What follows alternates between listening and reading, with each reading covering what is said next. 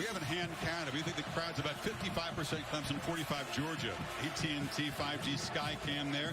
You check out the AT&T 5G Skycam Skycast streaming live on ESPN3 and the ESPN app. Georgia folks trying to make some noise as Clemson's first possession begins from the 10. Kobe Pace is the back behind DJ. Justin Ross in motion. Pace, men in the backfield, spins free, gains a couple, but it was very quick penetration by Nakobe Dean. How about Dan Lanning deciding to bring heat? Watch the backers, both the backers here on the early down, anticipating inside run and able to slip through there. Keep an eye on 17. Dean, he is the leader of this defense. Top tackler a year ago. And there is Will Shipley, highly hyped recruit from the Charlotte area. Excellent receiver. And foul batted down to the line of scrimmage. Getting a big hand up was Devontae Wyatt, the sophomore. A little pump fake, just trying to get this defense to bite on Justin Ross, who's coming underneath there on like a screen. Defense does a good job showing discipline and a big hand to get up there and knock it down. He's trying to, after that pump fake, get it to Davis Allen across the middle. He was breaking free. He had a nice spot there in the back of that zone, but give credit to that defensive line. Need 8 on third down.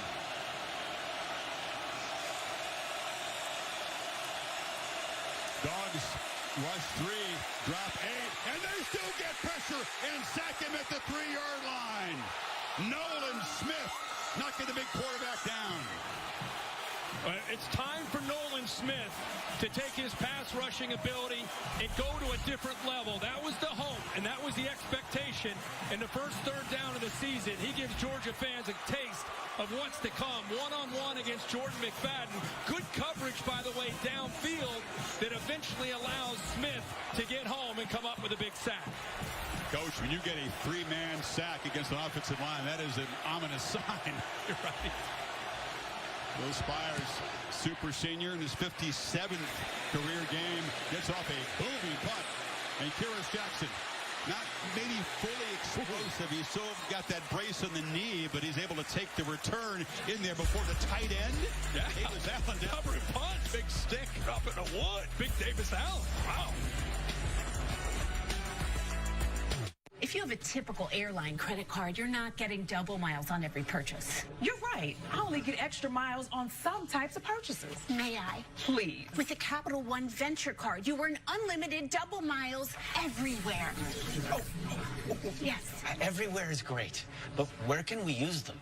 You can use them on any travel purchase, not just some travel purchases. Venture gets a gold star. What's in your wallet? The Live Better You program basically just provides the answer to the question, what if? With Live Better You, my what ifs were erased.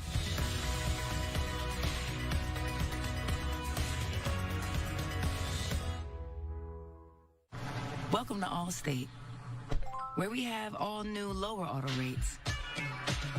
And savings like that will make everyone feel like an MVP.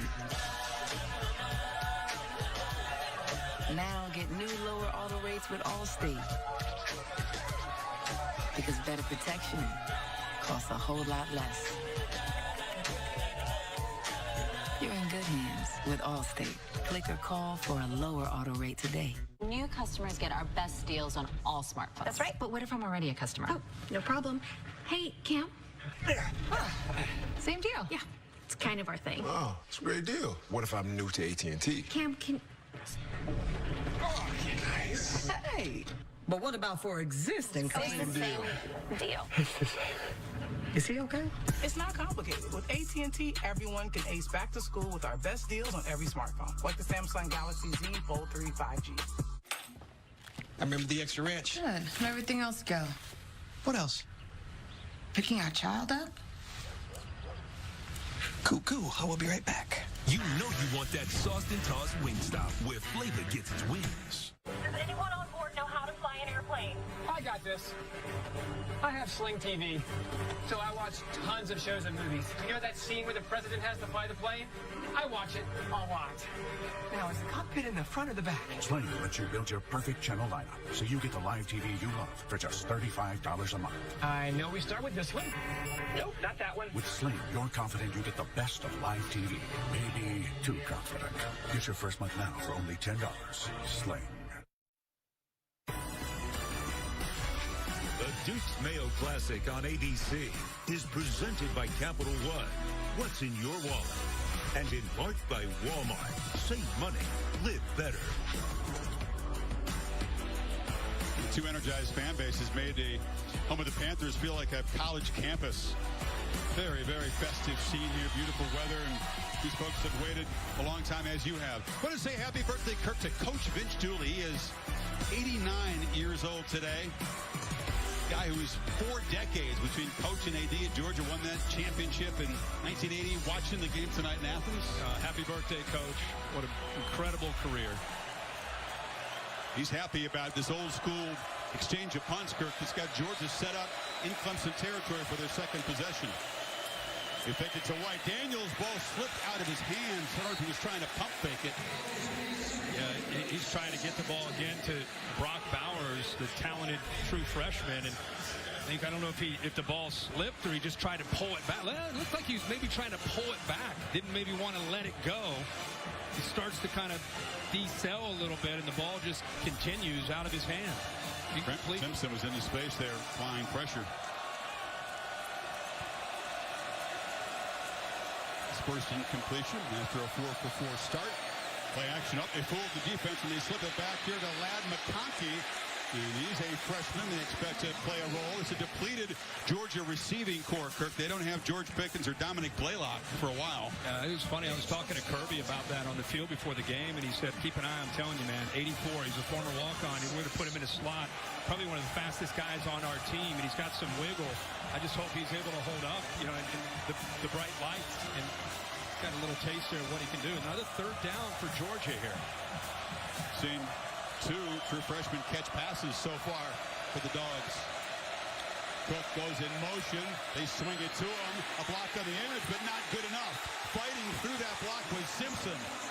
And Booth over there as well, and it's 4th down. What an effort there by Booth. He's a corner with great length. He's known for his ability to cover. He's way out here.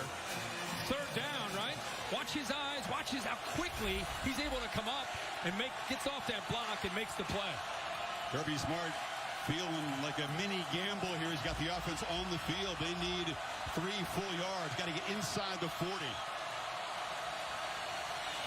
See if it's a bluff. England's moving around, directing. Clemson showing good discipline so far. And now the play clock winding down. And the way their defense looked in that first series for Georgia, I'd play field position here if you're Kirby. Well, they tried to get the cheap 5. Clemson wouldn't bite. Yeah. I mean, I know it's a world of analytics, but you got to pull yourself away from analytics for a second and just think about trying to pin them the way they did the last time and turn that defense. What are you saying? You ignore the analytics in the book? Yeah. How dare you? You can't do that anymore in modern football, can you? Top 5, 2 top 5 teams in a game, week 1. Analytics was the Bible. You got to follow some instincts mixed in with some analytics. Until that defense gets the ball moved on them, I keep trusting them with the ball pinned back deep at Clemson territory. Camarda again, interesting punt return. This is Will Taylor, who is a backup quarterback and also a receiver. He got out of the way, and absolutely perfect execution again by that coverage team. That's what you do. Honestly, I mean, that's the second time we've seen great special teams. This game just has a feeling that it could be a low-scoring field position kind of game. We're getting analytics. Just old school tonight. It's all right. There's been an event. Ringo is in coverage. Yeah, Ringo's a true freshman, but with great length at 6'2", 205 pounds. He got handsy there near the end of the route, pushing. Pass interference. Defense, number 5.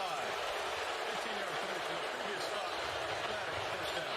First of all, you said, what does Tony Elliott have to do? And he's backed up deep inside his own territory. You can see the left hand clearly. Almost the entire route, he's getting that left hand and grabbing, hooking. That's what they call it. Clemson catches a break. But the guts there with a young quarterback against this defense to call that shows you the confidence they have in DJ. Great to see Justin Ross. He lit up Alabama, the 18 championship game, had a good 19, but then out all of last year, a pair of spinal surgeries. Many thought he would not ever be able to play again. Was only very recently cleared for contact. Incredible story. Dabo Swinney jogged in at the top of the screen trying to get a timeout. He didn't like what he was seeing. He did get that timeout. Another discomforting thing for Elliott. You mentioned it. Timeout. Clemson. You can take downfield shots, but if you can't block the dog's front, it's going to be a long night. You don't want it just to be about the vertical pass game. And with the length they have at receiver, you know, the days of Amari Rodgers last year, Hunter Renfrow before that, they were able to kind of work into the teeth of a defense. It's tough to do that with most of these receivers that are 6'3", 6'4", and taller. Holly, what are you hearing down there? Well, guys, you talk about Justin Ross returning to play football. He had a congenital spinal issue that he never knew he had until one day at a Clemson practice he got hit, and he just had a stinger. The consequent surgery was 2 different times they had to go in there and fuse those discs in his neck. He has been with a doctor that was working with the Pittsburgh Steelers, and they said, you know, it's just kind of a miracle that he's even able to play. They've never seen a football player playing with 2 different fusions. But the doctor said that he is cleared to play. Justin and his mother made this difficult decision, and Dabo said it was all up to them. He wants to be out here on the field with this miraculous injury and healing. 1st and 10. Play action, and they get it to Ross on the edge. The guy has 112 career catches, but thought he was all over it. Isn't that amazing? If they hadn't had that routine medical checkup for the stinger, they would never have found that congenital problem. Yeah, I mean, he had it his whole life. Think about that. I mean, you're one hit away from this thing being really, really bad, so he's fortunate that they were able to catch it. And then the procedure, it was a 50-50 chance. They told his mom and he, hey, we're not even sure it's going to work, but it's 50-50 chance he'll be able to play football again if it does. And it's worked out.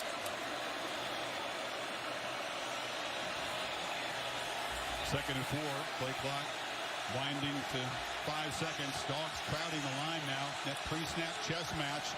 Here comes the pressure. They pick it up and a pitch outside. Try to get it to Ross. Not on the same page. And Darian Kendrick, the former Clemson Tiger, had some problems there. Now with the Dogs is on the field there. Dan Lanning, the defensive coordinator, along with Kirby Smart, have come up with an idea, Chris, that they want to move around. Look, he calls the play, gets everything set, and then you see Dean hop in there. No, let's move around. Let's constant movement, effective communication of the offensive line, and then get a push up the middle led by Jordan Davis. Need 4. Keep the drive going. See the movement there.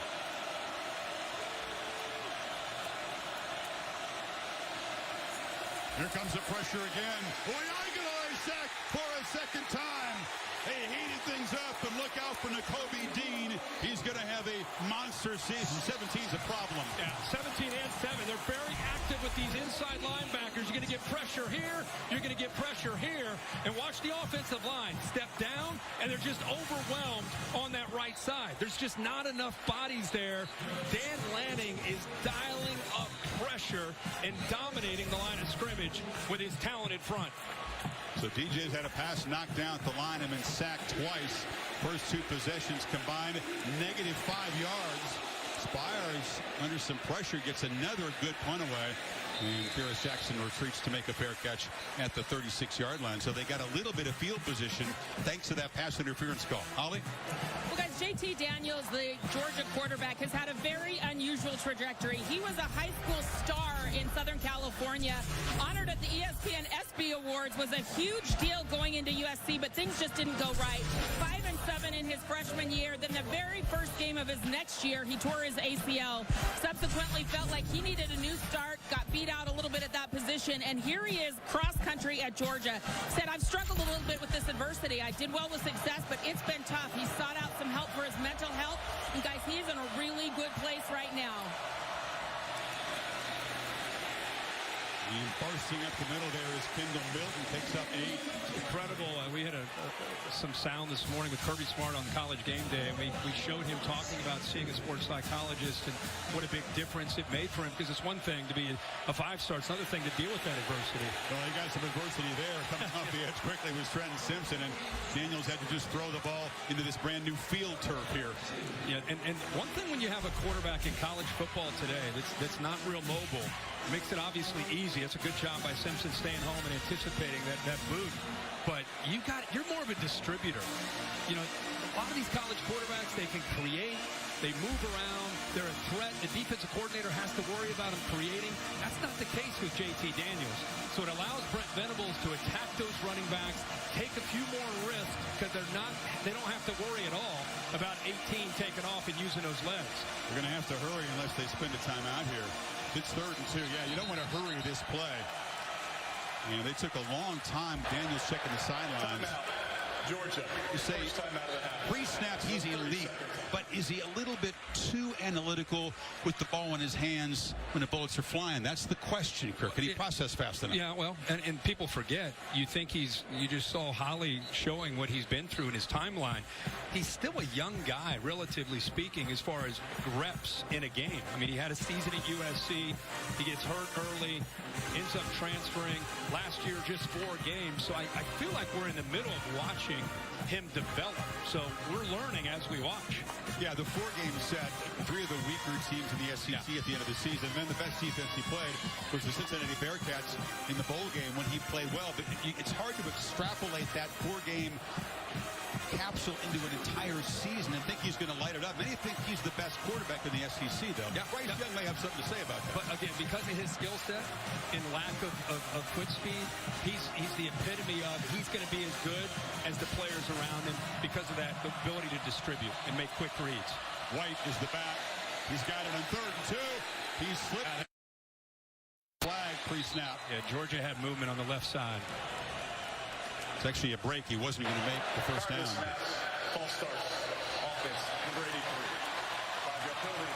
Yeah, we've seen evidence, Kirk, of what it's like. Again, it was muted. They didn't play in front of crowds last year. It is incredible how new it is for so many players tonight to play in front of a full house in this kind of energy in a big game. Right? Yeah, it's true. And I think even tonight, because of a mixed crowd, it's going to depend. There's Matt Luke, the offensive line coach.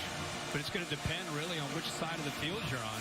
If you're looking from our monitor, game monitor, to the left is where most of the Georgia fans are. So when Clemson's had the ball, they essentially have felt like they were on the road in front of that Georgia crowd. Eddie McIntosh goes in motion out of the backfield. Daniels is looking over the middle and airmail to try to get it again to the tight end, Brock Bowers. And a flag comes in right in the middle of the pit there. See if they grabbed him. And may have grabbed over the middle. Like a safety actually got up there and got his looked like Jalen Phillips. Pass interference. Defense, number 25. The ball be placed at the spot of the foul. Automatic first down. Good spot. That's who it is. Yeah, and he really didn't even need to do this. So they're playing zone. See 25 right there, just grabs a hold of it. The ball, I don't think it had a chance because of Skalski being there, but the Dogs catch a break on 3rd down and they come up with a first down.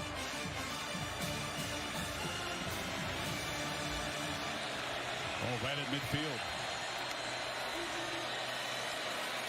And a slow developing running play and a swarming defense. Brian Brzee, the sophomore, setting up for a monster season, made the tackle for loss. Yeah, he's on the right side of Georgia's offensive line. He's right here. He'll fight his way through. But look at the backup here. Remember, we don't have Tyler Davis. So Trey Williams also getting some reps. But both inside tackles that time, getting vertical and getting penetration, disrupt that play. Both defensive fronts controlling line of scrimmage against the opposing offensive lines tonight. And both these teams need to run the football. I mean, Georgia prides themselves on winning the line of scrimmage and running the football to set up play action. Behind the 6, 2nd and 13, and he's swinging it in the flat to Cook. Again, Daniels getting the ball out quick. These are very, very short gains. Yeah. Specter stopped. And I think you very astute there. I mean, the ball most apart tonight, ball is out. I mean, you're talking a second and a half, ball is out. They're very respectful of the pass rush. Brent Venables, who usually mixes things up, he'll play a ton of man depending on who he's playing. Tonight, he's trusting that front to win, playing a lot of zone. trying to give JT Daniels different looks, not give him those easier looks at one-on-one matchups. More zone here, too. 7 completions for 30 total yards.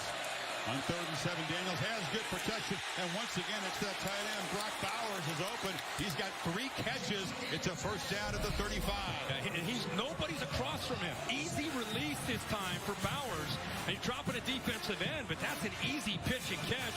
Again, going back to what Todd Monken says, good recognition, pre-snap read. He knew as soon as he got the football that he was going to go to the talented freshman. And Clemson made it easy on the tight end by not rerouting him or jamming him at the line of scrimmage. With the Cali connection tonight, LA to Napa. He hooked up 3 times. Dogs do a good job recruiting in California, by the way. Got a nucleus of offensive players from the Golden State. Wendell Milton, one of them from Fresno. Now with Zamir White, who knifes, and they say Zeus. And they pick up a couple first downs and go back to their bread and butter running the football. Looks like Brian Brzee, 11, is down holding that. Looks like he's holding that right arm. Shoulder. Would be a serious concern. Brzee and Miles Murphy, number 98, both had excellent freshman seasons. They expect them to even take a quantum leap forward in their sophomore seasons tonight. And again, playing without the veteran Tyler Davis, not on the available list. Reports of a positive COVID test. Well, big fella grimacing. Yeah, I think he knew. It wasn't like he got pounded into the ground. That was while he was being blocked by Erickson. He almost gave up in the middle of the play and started to want to take a knee. You know, he's right in the middle here. Watch, as soon as they hit him, he just kind of says, oh, kind of checks out. And this guy is as tough of a guy as there is in college football. 7th play of the drive. 2nd and 3.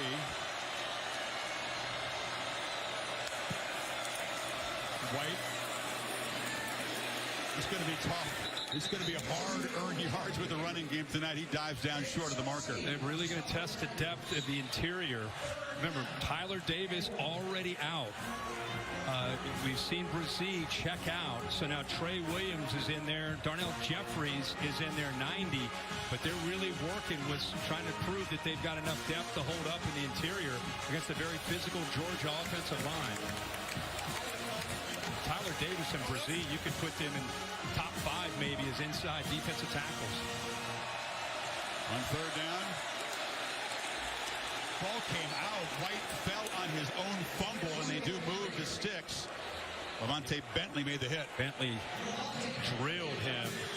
Ball came out, and you're right. After this big hit right there, puts his head right, face mask right on the helmet of the ball. The ball just happened to bounce right back to him. Or that's a Clemson turnover. Good job of filling there by Bentley, but another first down. Georgia, it's like a boxer sees that there's a cut. They start to see that they've got a matchup advantage in the middle. They're going to try to run that football in the middle of that defense. These are body shots to keep the analogy going here. Georgia's run 19 plays. Clemson 6 so far. Daniels flips it one more time. It's the tight end. Bowers does a good job to slip a tackle. Fights for a couple yards. Skalski eventually got him.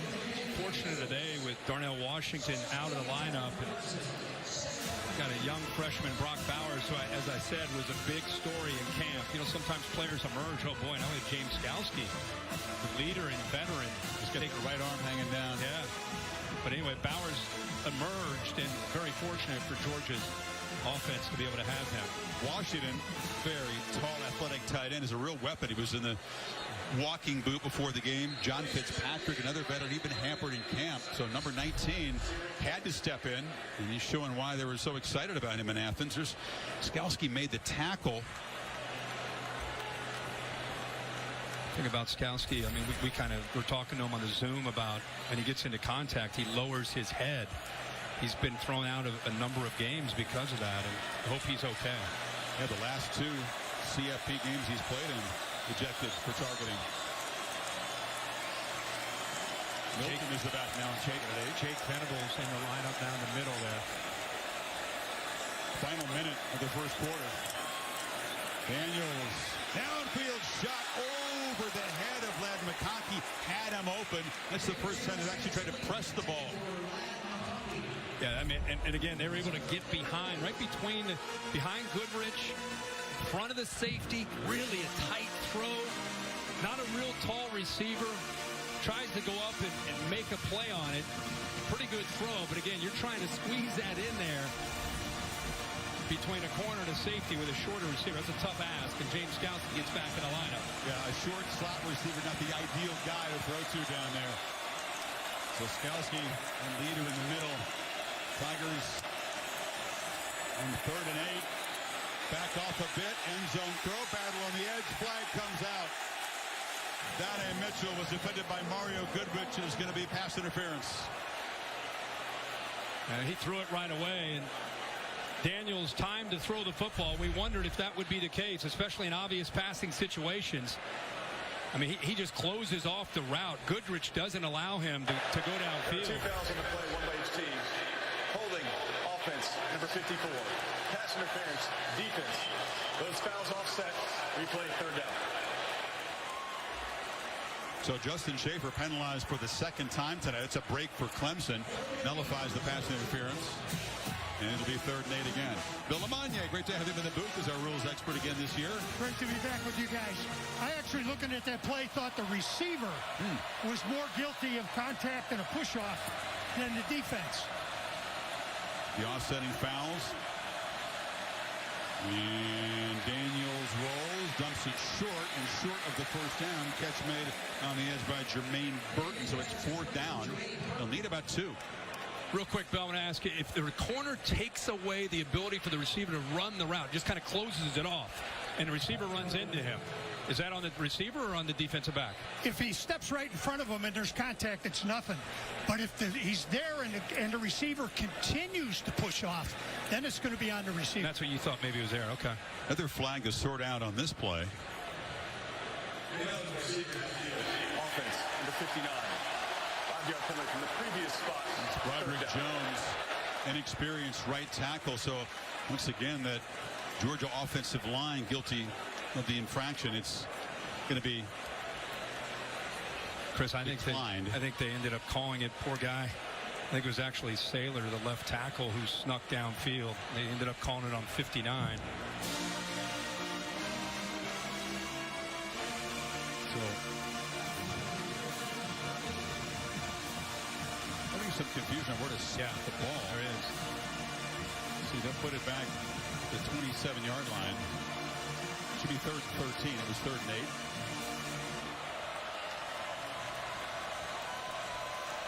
Seconds ticking away.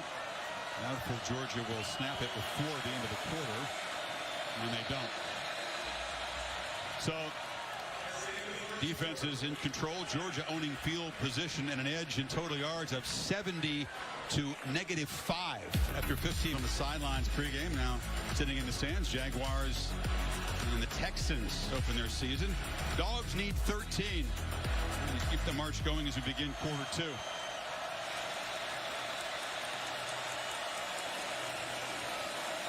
Tigers not showing pressure. Only rush 3. Daniels underneath. Sliding catch short of the 1st down is Burton. Has a full field read. He works from his left, comes all the way back to his 3rd option. Those linebackers cleared out. Watch him look left, come all the way back to the right. And again, finds got a couple receivers. He finds Burton, who settles in right in the middle and gives his kicker a much easier attempt here for the 3 points. You have 2 solid kickers tonight for the Dogs as Jack Podlesny. Jack kicked a 53-yarder to beat Cincinnati. A virtual walk-off field goal in the Peach Bowl. And hooks this one. Hooked it. And a 45-yard drive produces nothing, and we're still scoreless. This is when I talk about how reliable MVP of the Peach Bowl. Hooked it badly. Yeah, I mean, the hold looks good.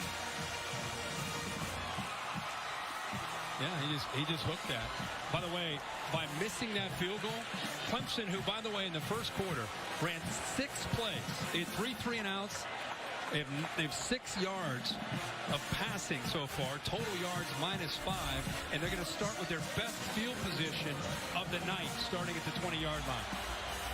Let's see if Tony Elliott can find ways to get Uiagalelei a little comfort, get the ball to the playmakers. He's going to have to run the ball tonight, Chris. He's going to have to run. He's a big physical guy. They get up to Shipley. His hometown, and he is tracked down and dropped behind the line of scrimmage by Channing Tindall, the money backer. Tindall can fly. These linebackers can fly. Right here in the middle, it's Tindall from the backside who's able to read it right away and anticipate and then take off. Nobody is there to be able to pick him up because I don't think they expected that kind of speed running sideline to sideline. This is Saban protege. I love the name of some of the positions here. Money, Jack, Max, Star. No boring position names.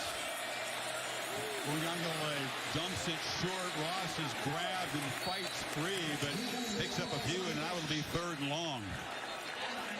Right now, because they can win at the line of scrimmage, and these backers are active, there's no fear of anything downfield.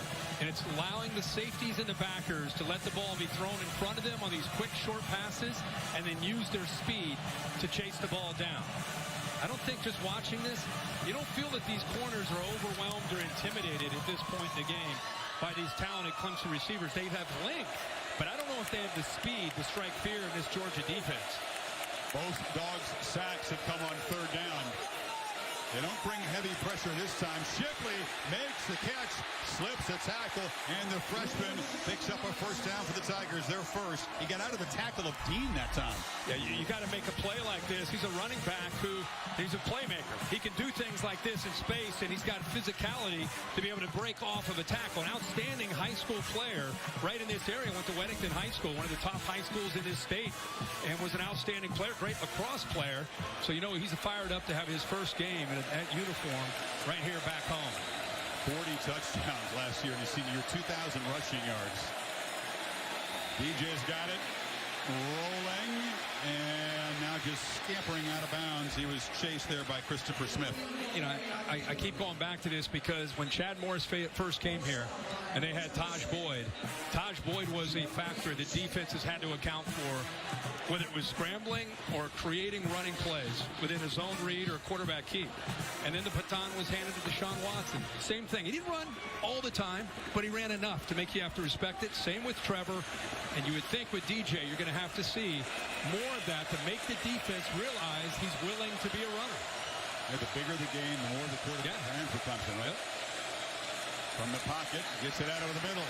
Caught on the slant there is Joseph Ngata, and the Tigers got something going now in Georgia territory. And it just feels like a little bit more urgency. Now they're really cranking the tempo after this 1st down, trying to get this Georgia defense on its heels.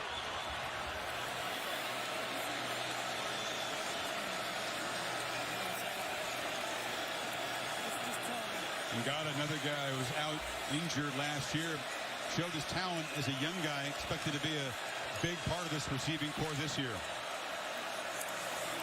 Messed up the snap. Uyunglele lucky to field it on the bounce and will just power forward for a yard. It almost looked like he snapped that, like he felt that he was underneath him. Like Bockhorst, to his move from guard to center, he looks like, did he snap this? It's almost like he stopped the snap halfway. I don't know what happened. Short arm it back. He did. Other simple things, Kirk, aren't so simple, right? When you haven't played in a big crowd in a big game. Yeah. Opening game.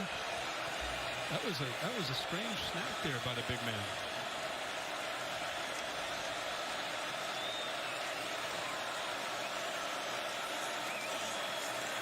On the edge, Ross trying to make a man miss. E.J. Williams, they closed him down quickly, hit by Quay Walker. And number 36, Brini. Yeah, that's Tony Elliott, the offensive coordinator, play caller. That's what he's doing. His answer to these blitzing linebackers and the physicality of the defensive front is they've got to get the ball on the edge. You know, we've seen the freshman Shipley make a play. They got the ball out to Ngata. They typically over the years jet sweep, quick throws to the perimeter. Try to get away from that pressure in the inside. It's tough sledding there between those tackles. Need 9 on this 3rd down.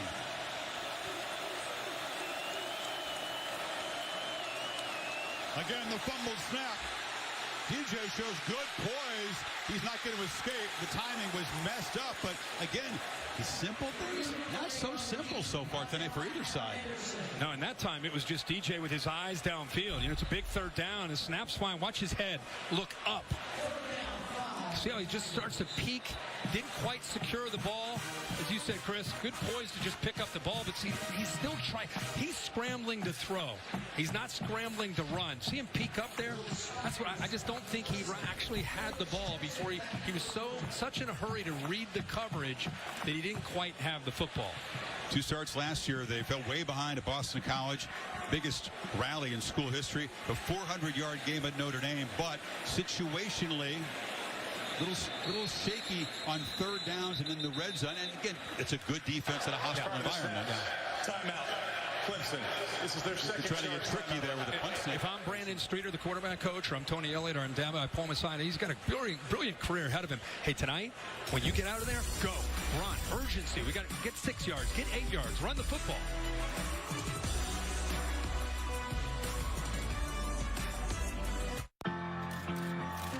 My work has been viewed by 100 million people.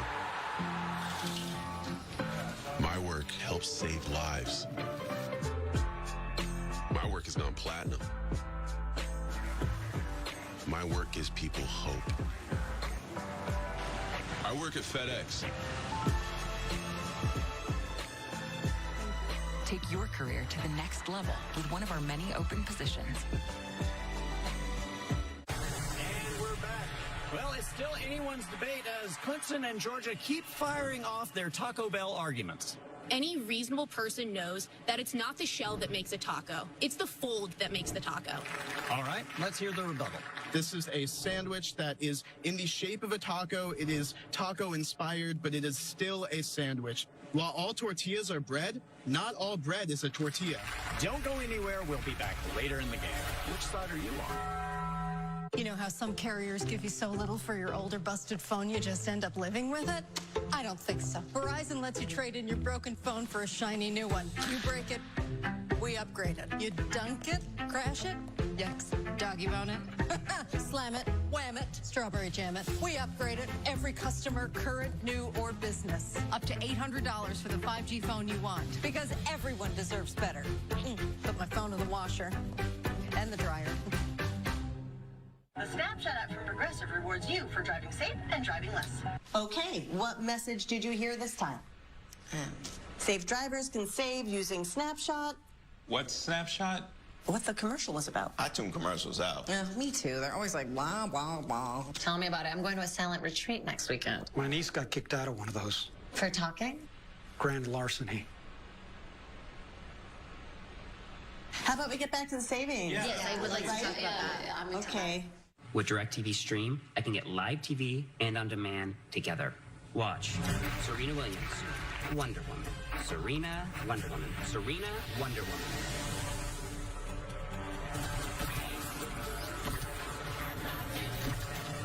You cannot be serious! Get your TV together with the best of live and on demand. Introducing DirecTV Stream with no annual contract. We've got Jerry Rice on the season premiere of Home Economics, a football legend, a wonderful actor, a true double threat. I'm a golfer too. Nothing this guy can't do, huh? I'm a dancer, I'm a fisherman, I play pickleball. Okay, we get it. Okay. Enough. CFP National Championship Trophy presented by Dr. Pepper. Semifinals are on New Year's Eve this year. Arlington and Miami. Then the championship game in Indy for the first time. January 10th. You're not handing that to Alabama and Saban quite yet? I'm not. No. They are you? They look pretty impressive today. I'm handing it to them because you got to earn it, but they look like very much the team to beat. Winner of this game could go to number 2, actually, with what's happened in the top 5. Oklahoma and Ohio State not being dominant. Chris Felica there in his den for the Affleck trivia question. Hello, gentlemen. Like tonight's Affleck trivia question.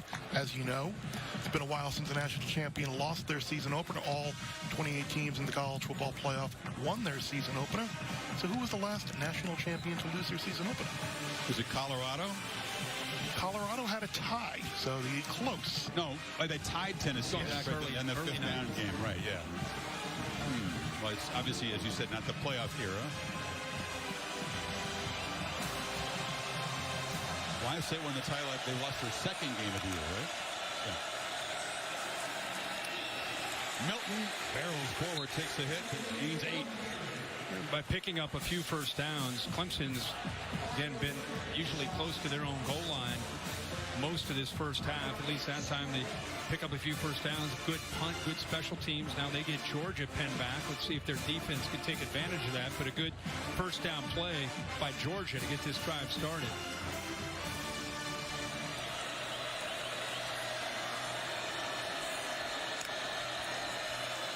Play action on second and short. An easy pitch and catch. Roseby Saints got the first down. That's Georgia football right there with Todd Monken. Run the football, affect the eyes of the safeties and the backers, make them respect that aspect, make them hesitate, get the corners a little soft, and then quick, easy throws to the outside. The combination of those, and then they're going to take a shot. Jermaine Burton, 7. He's their best vertical threat with Pickens out. And Burton emerging last year, he's the guy on the top of the screen that can get downfield, catch you napping. All SEC preseason team. And he got out in the flat. No gain. They were all over John Fitzpatrick. Continue to feature the tight ends on short routes tonight. Yeah, I mean, these safeties right now, it's almost like Monken is trying to bait them. Like, oh, no, we're not interested in going downfield. I mean, watch the safeties. As soon as they're just flying down. They're not even thinking of, they're going to leave their corners on islands. At some point, you've got to do something to make them respected and try to stretch them. I mean, even though Booth at the top's outstanding cover guy, take some shots. Daniels again, quick throw. And catch is made by Ladd McConkey. Skalski tackled him a couple yards short. It'll be third down. And a lot of this has to do with what Brent Venables is doing by playing so much zone. There's some soft pockets where they're throwing that football. Third and short tempo. Didn't fool him. Brazil just muscled through a blocker and grabbed McIntosh. And that time they were ready for the fast pace. And it's fourth down. Yeah, they were almost anticipating it. Brazil works around, little stunt. He goes around all the traffic and wants to pick and gets a hold of you. He's going to bring you down one way or another. Good job by Clemson against that tempo of being ready and flipping him around to free him up. It's a big stop for the Tigers defense. And Taylor is back deep to receive Camarda's punt.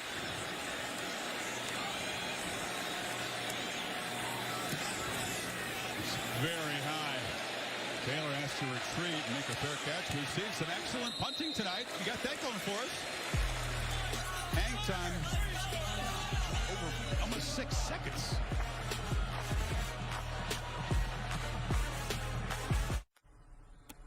Three games they've scored in the first half. Nobody's got a longer streak.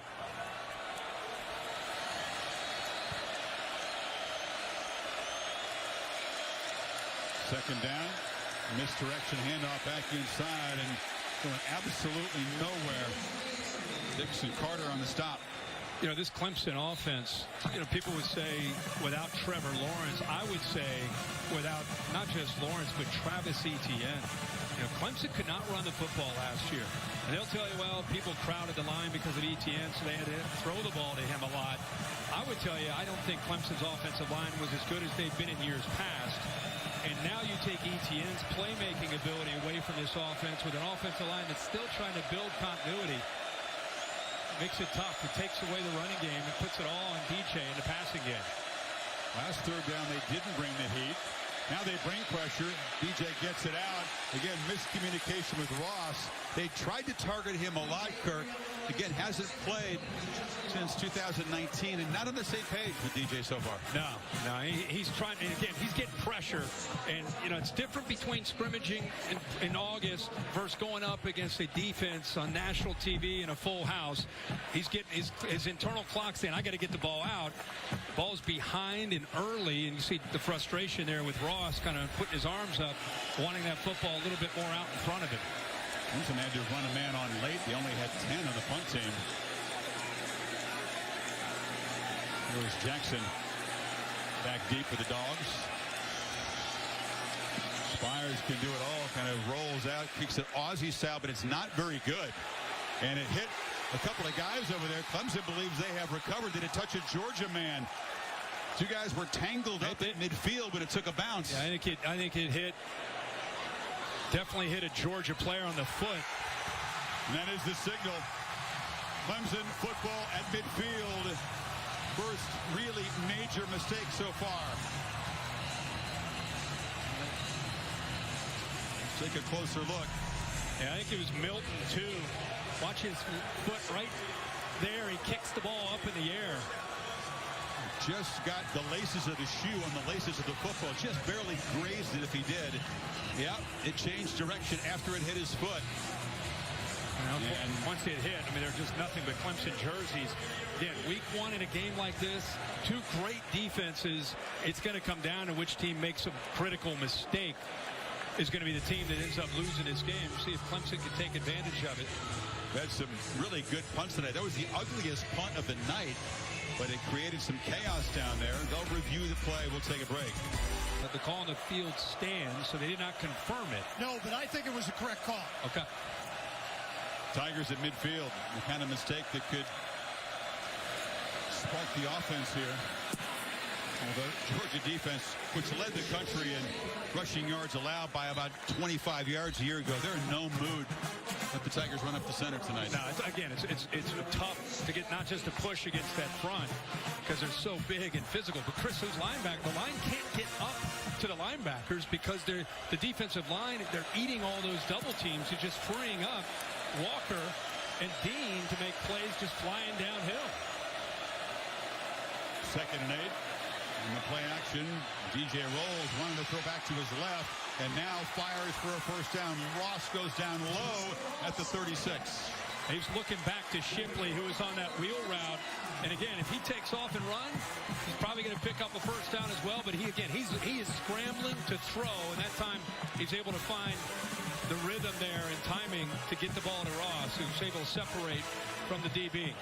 Don't look now, but Will Taylor, who's been a punt returner, kind of a dual threat quarterback in there in shotgun formation, spelling Uiagalelei on the first down. They hand it off inside to Kobe Pace, so that's a wrinkle. Yeah, Will Taylor, a high school quarterback, a great player, great athlete. Actually thought he might be drafted in the first round of the amateur baseball draft. And if he would have gone in the first round, he would have had a really tough decision to make. Instead, he decides to play football, and he'll play baseball. Clemson as well, true freshman. So he's very familiar with running the option. When he gets in there, is a different wrinkle. Picked up 2. Pace, the running back, lined up in the slot, empty backfield. Ball out quickly. Catch made. Braden Galloway, the tight end. He'll be 4 yards away from the marker. 3rd down coming up. Just kind of dinking and dunking, right? I mean, Georgia's keeping everything in front, kind of like what Clemson has done. Nobody's able to get behind these defensive backs. Remember, that was a big question. Georgia lost 7 defensive backs off of last year's roster. Few to the NFL, a couple to transfer, talking 7. And so far, these defensive backs are holding up, including former Clemson Tiger Darian Kendrick at the bottom, number 11. Here comes the noise.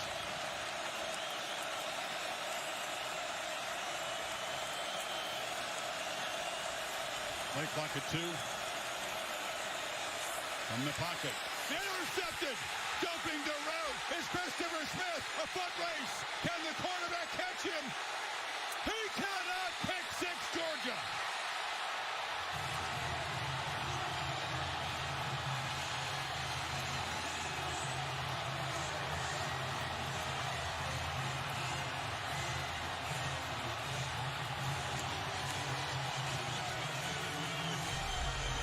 He's sitting right here, and I almost feel with all these short throws, I feel that Smith almost baited him. Does a good job of getting his eyes up, anticipating that throw on 3rd down. He's right where the first down marker is, and then he's got the speed to get away from DJ and into the end zone.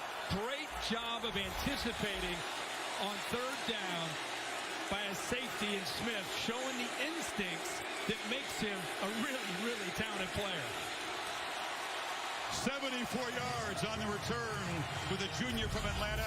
It's the first turnover in the college career of Uiagalelei, and it's the first points tonight.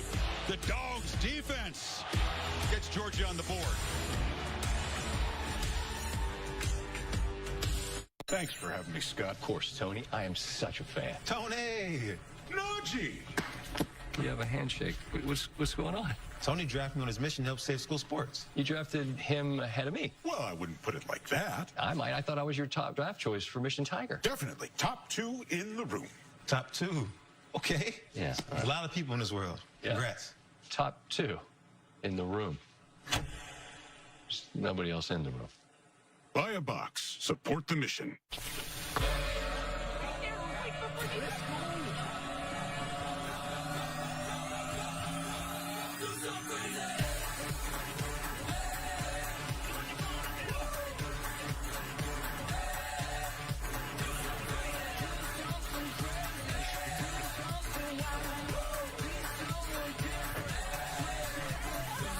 Feel the spark again in our powerful hybrids.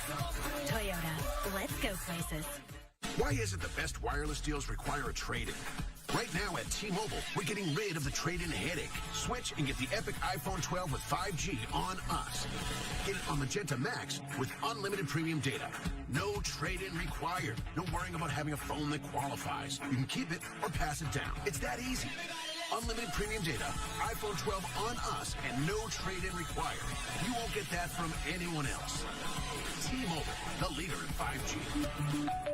Howdy, folks. Joe Theismann here. Listen, during these unprecedented times... College football is back! Woo! That's right. Fansville is back. So get out your gear and slip on your finest foam finger.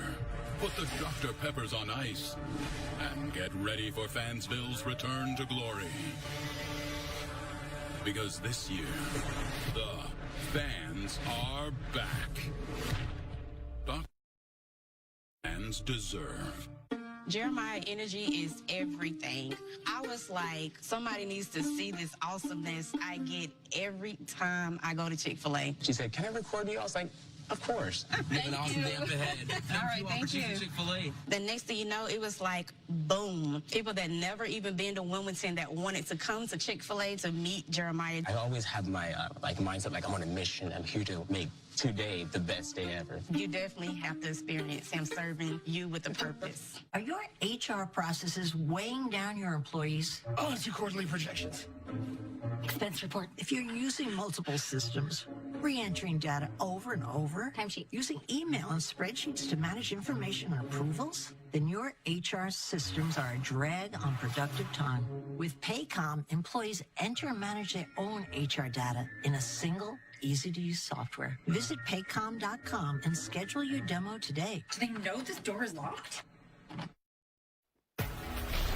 New season, new studio. I'm Kevin Nagani. Coming up on the Dish Halftime Report, the brilliance of Bryce Young as Bama rolls. We'll take a look. Also, Penn State and Oklahoma, their defenses survive. Highlights plus primetime performers. Booger McFarland joining me in studio.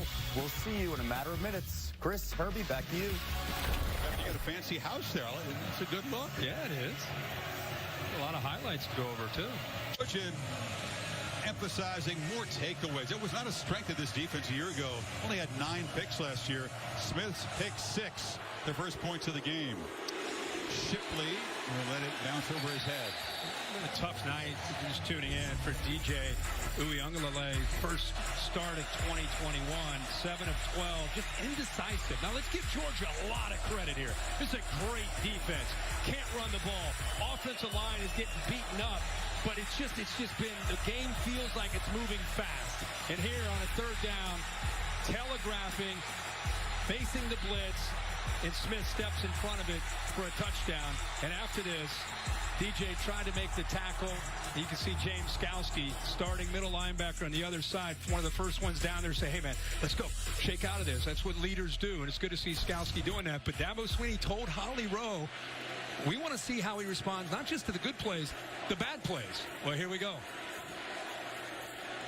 His streak of pass attempts to begin his career before interception stopped at 128, and that's Rosemary Jack-Saint. We talked about the receiver who was coming off a broken ankle last year on that kick coverage team. Holly?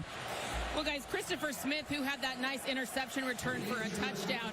One of the things his defensive coordinator said about him that I absolutely love, he's 5'11", 190, and he said he's a little dog that thinks he's a big dog, and he had some bite on that play. But what was hilarious is he came over to the sideline. Guys are trying to congratulate him, and they're trying to put those Savage pads on him. their version of the turnover chain. Yeah. He couldn't get him on because he was sucking oxygen. He had to take so much oxygen. They're stretching him out on the sidelines right now. I saw it must have been cramping because they were stretching. Yeah, like you said, the calves. He wants to get back out there. I love an undersized, scrappy safety. And if you appreciate defensive football, what he did, Kirk, in that play, did his homework, studied tape, jumped the route, followed his instincts. Just a beautiful play. And he knew he had to blitz on that side, and he knew that the ball was going to have to come out quickly, and he anticipated that short, quick slant and that glance route. He just jumped in front of it. Now we'll see right away. Hopefully Underlay responds. Got under 3 minutes to go before halftime. Right back to work. He threw it into traffic, and it was broken up. Intended for Galloway, and that's Lewis Cine, the safety. Boy, it looked like I thought Lewis Cine maybe got there a little bit early in this crossing route, trying to work behind the linebackers. It opens up, and if you look real close, 16, as he tries to get to that football, got there a little bit early. Gets away with it. DJ 7 of 13. 51 yards through the air. That's good protection and nice throw in the sideline. Ngata's got it for the second time out near midfield. And that gives you an idea of the arm strength and the accuracy. Again, he's trying to put that two ball in right between the corner and the safety, puts it on a line right where Ngata can go up and make a play on it and towards the sideline away from the defender. 24-yard gain. This would be enormous for Clemson. If they could answer that mistake, they will get the football to begin the second half.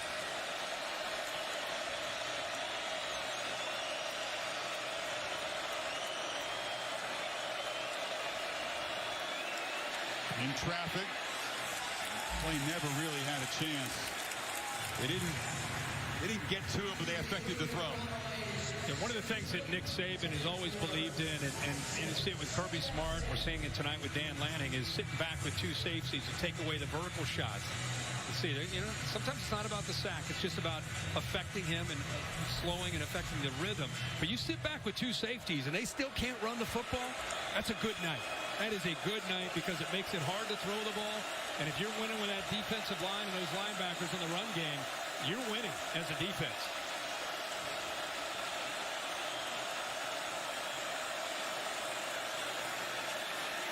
Flips it off underneath his pace, and he's knocked down. They're the longest run they've had tonight, Kurt. It was a 4-yard gain after the fumbled snap. But they scooped it up. That's the longest run from scrimmage tonight for Clemson. Yeah, and when you become one-dimensional against a good defense, you become predictable. And they start to, like we saw on the previous drive, you start to anticipate what's coming because there's only so much you can do as a play caller. I mean, they wanted to run wide. They knew it'd be tough to run inside, but they wanted to at least run the ball, get the ball out on the perimeter, and that's all been shut down. 3 for 7 on third down tonight. We need 4. Quick throw into traffic. Tough catch made by Ngata. Pinballing around in there, somehow held on, moves it to the 35. Well, that is a great job of concentrating and holding on. His buddy Darian Kendrick, the former Clemson Tiger, hit him as soon as he caught the football. But there's the hand strength of Ngata there. 6'3", 220 pounds, holding on to that ball. Got their own California connection. That comes from Folsom. And trying to reach out and make a one-handed grab on that sideline. Ngata, he's had to battle through injuries over the last couple years, but this is what they've missed. And there's the size, 6'4", 250. Look at the hand strength. Gets hit as soon as he catches it. But a good job. By the way, he's running into the teeth of that secondary, not just Kendrick hitting him. So good concentration there. This drive feels like, I know it's late in the half, but a lot more urgency. They're more aggressive on this drive. They have the one timeout left. Pressure, throws the ball to the ground. And they're checking to see if it was grounding. Jalen Carter knocked the quarterback down. No flag. And, of course, as soon as I say that, he's indecisive because everybody's covered downfield. This is a coverage, almost sack. He's looking to work to his left. He's really fortunate. He's able to get that ball away before Carter gets in there to bring him down. Georgia fans jumping around. They're beating on the drums here. And now it's 3rd and 10. You go from a guy like Trevor Lawrence, all those games in 3 years, ability to work through progressions, to a guy who's very talented with a bright future, but still young. He's kind of locking in on receivers, and when they're not open, he starts to become very hesitant. Oh, ball hawking over there. There's Dan Jackson, the safety. He's reading that slant. It's 4th down. His job is to just sit there and wait for anything coming into the middle, or a crosser or a glance. And if that ball's thrown on the money, I think Jackson's able to step in front of that. Again, it's so different for Tony Elliott to call plays with a guy who's just had a couple starts last year from what he had with the first pick overall in the draft. The talent is tremendous. He's going to have a great career, as you said, but he is being put under duress tonight. Going for it on 4th and 10.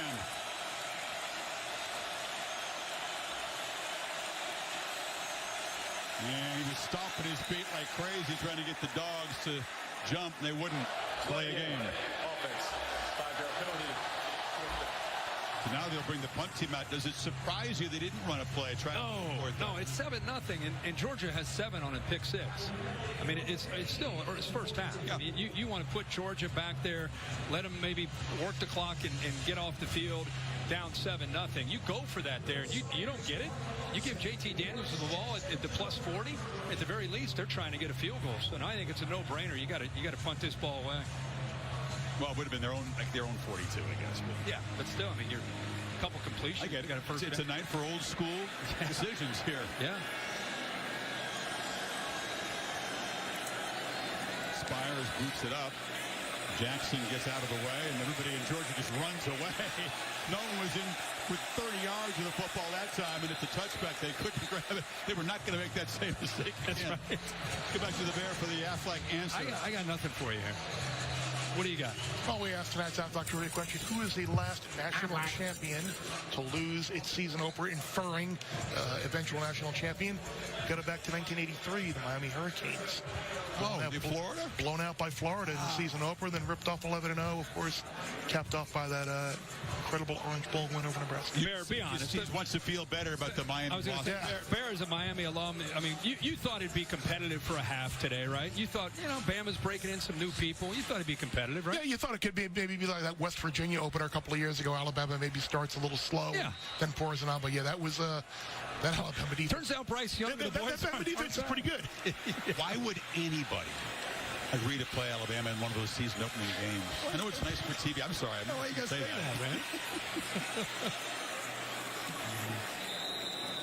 Cook knocked down after a short game. Dogs figure just to bleed this clock out.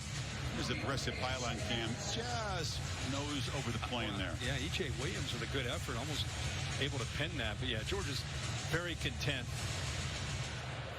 Even though they have not scored an offensive touchdown in a field position defensive game, to be up 7. You figured it would be defensive, but are you still a little surprised how defensive it's been? Yeah, been very surprised. Tigers' streak of scoring in the first half, which was the longest in FBS, will be broken.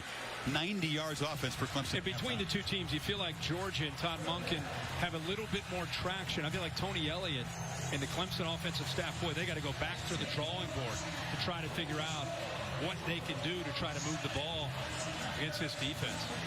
Christopher Smith accounting for all of the points in this first half. The 74-yard pick 6.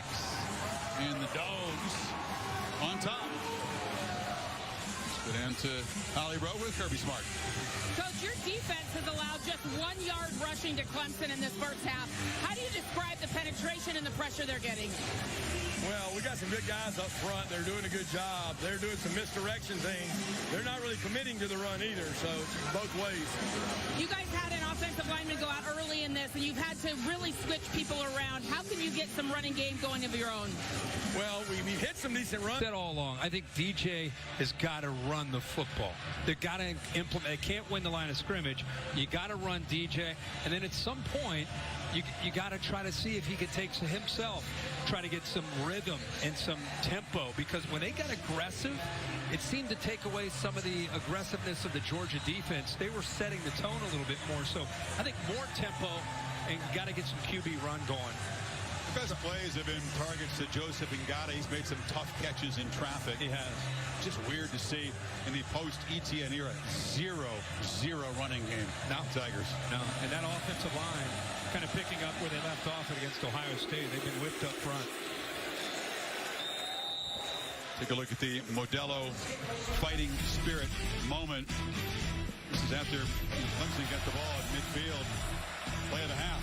That's the only points on the board. Christopher Smith made that jump on a third down. He felt the blitz, see the blitz in front of him, expected the ball to come out right at the first down marker, and jumped it. Got his eyes up just in time, knew the ball would be coming, stepped in front of the receiver, and then outran DJ into the end zone for the only touchdown of this game. Now let's see these adjustments that Tony Elliott and the staff have made.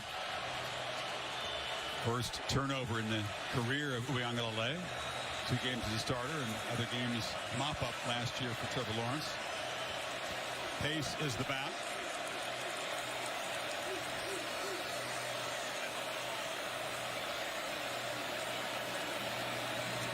And off in the middle, nothing doing. Holly. Well, guys, when Dabo Swinney was coming down the tunnel to get back onto the field after halftime, he said, how about that heavyweight fight out there? It has been such a fun fight, but he wants his quarterback, DJ Uiagalelei, to calm down a little bit. He's like, DJ's just got to settle down, and we've got to communicate better. That pick was on Ross. He didn't run the right route there. He said, DJ's just got to quit overthrowing people, settle down. And he said, you know, really the MVP in this game has been the punter. We've got to get better field position. 2nd and 9, batted down at the line of scrimmage. You buy that? It's on the receiver, not the quarterback? No, I think it's a coach trying to take care of his young quarterback who's got a bright future. This defensive line continues to anticipate and kind of feel things out. At the time, Devontae Wyatt, one of the leaders up front of that defense, 95, almost playing like a linebacker that time. Couldn't get to DJ, so he just got up and knocked it down. The second time he's done that tonight. They counted it as one of the havoc plays. They keep charting, and they created plenty of havoc in the first 30 minutes. Lots of shifting and moving on both sides pre-snap. Play clock at 5. Here comes late pressure. And again, misfiring. A late flag came in. They were targeting Ross. Dean was closely covering him, maybe too closely. Wow. Wow, I feel like Clemson catches a break here. Justin Ross, defense number 17. The route didn't even get to the first down marker, but he did grab the shoulder when he came out of his break. Dean is guilty of grabbing onto the shoulder, and he touched the shoulder. I don't know if that's pass interference. Got a feel for Justin Ross. Again, we told you his story in the first half. Imagine just being back out there after having just barely been cleared for contact. 2 spinal surgeries. He's got to feel a little surreal for him, and he hasn't really looked like the Justin Ross of 18 or 19 yet. Well, he doesn't have Trevor Lawrence throwing an ETN behind Trevor Lawrence. So first down after the penalty. This is Shipley, the true freshman. That qualifies as a big play for the running game tonight. Wyatt on the stop. You know, I think besides the obvious, where the defensive line is playing great and the linebackers flying, I think they just really well prepared for a first game. Dan Lanning, the defensive coordinator, and Kirby Smart, they have these guys expecting certain plays, putting them in position to make plays. Late pressure again. DJ on the move, has to just throw it away. You got Lanning. You got, obviously, Kirby Smart defensive mentality. Will Muschamp's helping out, so a lot of defensive brain power over there. Yeah, absolutely. Again, there come the backers again. Backers are getting through. They're getting penetration. He just tries to buy time and just get rid of it. It's Dean again. Boy, Dean, we've seen Dean and Walker both blitzing a lot. Guards and tackles not able to pick them up because of the suddenness, and they're occupied with defensive linemen. Boy, Dan Lanning is dialing up tonight. Big Cinco, as they call him. 0 for Cinco. 5 straight incompletions. They need 7 on third down. 4-man rush. Gets it out. And again, it's Ngata. They left him alone there. Quarterback spots him first down in midfield. Yeah, that's a little bit surprising. You have a true freshman in Ringo, and I don't know if there's a miscommunication there, but I was shocked that he dropped. He was up tight, and then at the snap of the ball, he drops back. You had a couple defenders, and nobody. It makes it really easy for quarterback and receiver on third down. Not much has been easy. No, that time it was. Yeah. Here's a little reverse. Ross takes the scoop, and he is knocked down after a 5-yard gain as Elliott looks for those kind of wrinkle plays to throw off that pursuit. Over the years, I want you to think about this. Artavis Scott, Hunter Renfrow, Amari Rodgers. These receivers are tall. They're outstanding. But there's always been a shifty slot receiver in this offense when they've been great. It just feels like it's missing right now to offset just the more lean, the longer lean receiver. Fake pitch, drop behind the line. Once again, that's big Jordan Davis, his hometown team, making a tackle. But you got a young guard coming down to try to make a block there, and that's a tough ask. Marcus Tate, 74. See him work down, and he's a true freshman trying to block Jordan Davis, who thought about going to the NFL and ended up coming back to play more college football. How does a 350-pound man run a sub-540 and have a 30-plus inch vertical jump? Crazy. And he's a cerebral guy, too. 3rd and 7 again. Uiagalelei sacked again. The Kobe D's been a nightmare tonight. They're just going to keep dialing it up. They're going to keep pulling these linebackers until you stop them. I mean, especially on 3rd down, they're shooting different gaps. They've been coming on the right side quite a bit, affecting the communication. And, Dean comes free, but give those big defensive linemen who are slanting and angling a lot of credit because they're eating up those linemen. And then you see Dean coming around behind that, effectively rushing the quarterback. Tigers run 8 plays, get a break on the pass interference call, but have to punt it away again. Jackson waves his hand and makes the fair catch at the 12-yard line. Still nothing for that Clemson offense so far. 43-yard punt. Georgia takes over from the 12. Clemson's offense is struggling.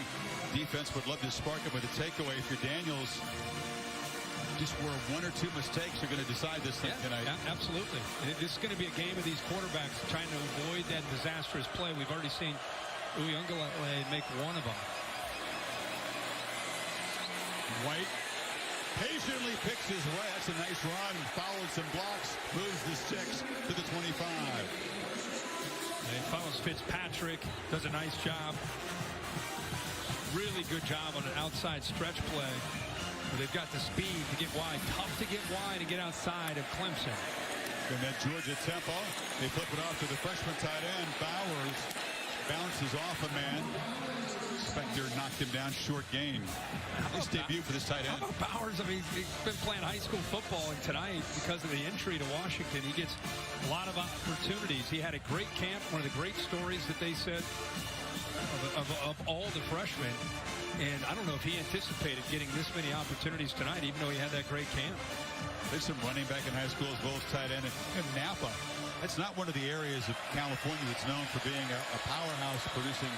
No, that's where you go to drink your wine, right? Indeed. This guy's another Californian from Fresno. Kendall Mill. It's amazing how well they do.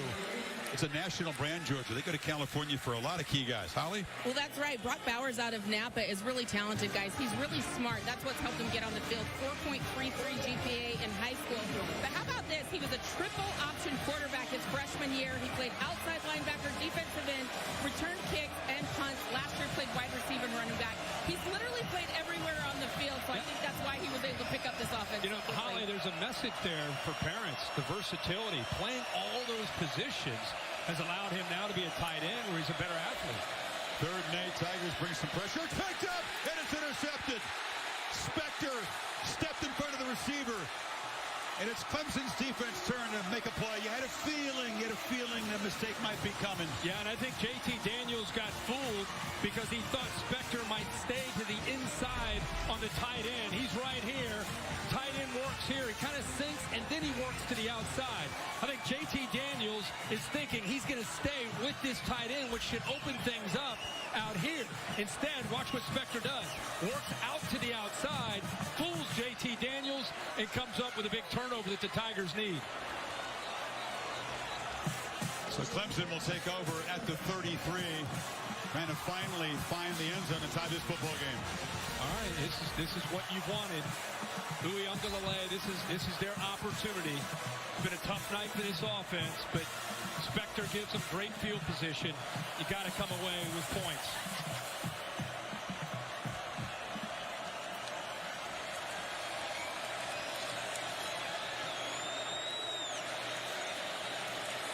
Option look, Shipley on the pitch. Dogs close it down quickly and knock him down after a 3-yard gain.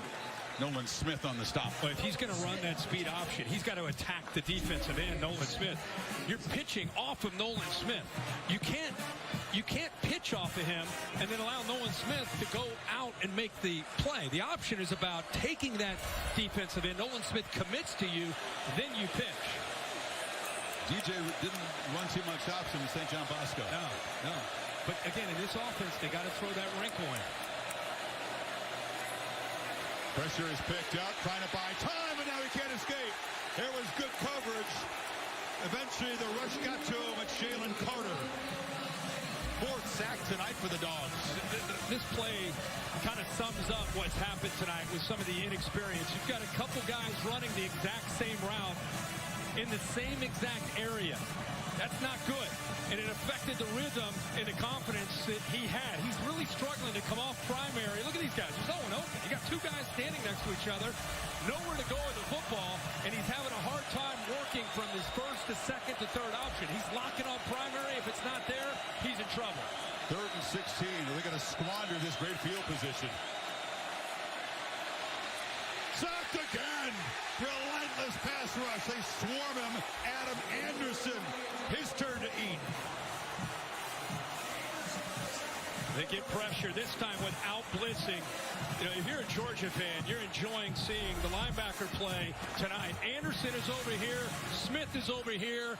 It's to the right this time. Anderson, we saw Smith early come up with a big sack, and this time you get an idea of what Georgia can do to a quarterback if you hold on to the football too long. Kirk, 3 plays after the pick. They lose 9 yards and fall out of field goal range. Not only do they not tie the game with a touchdown, they get no points out of this. Best they can hope for is Spires is able to knock the punt dead deep and pin Georgia back.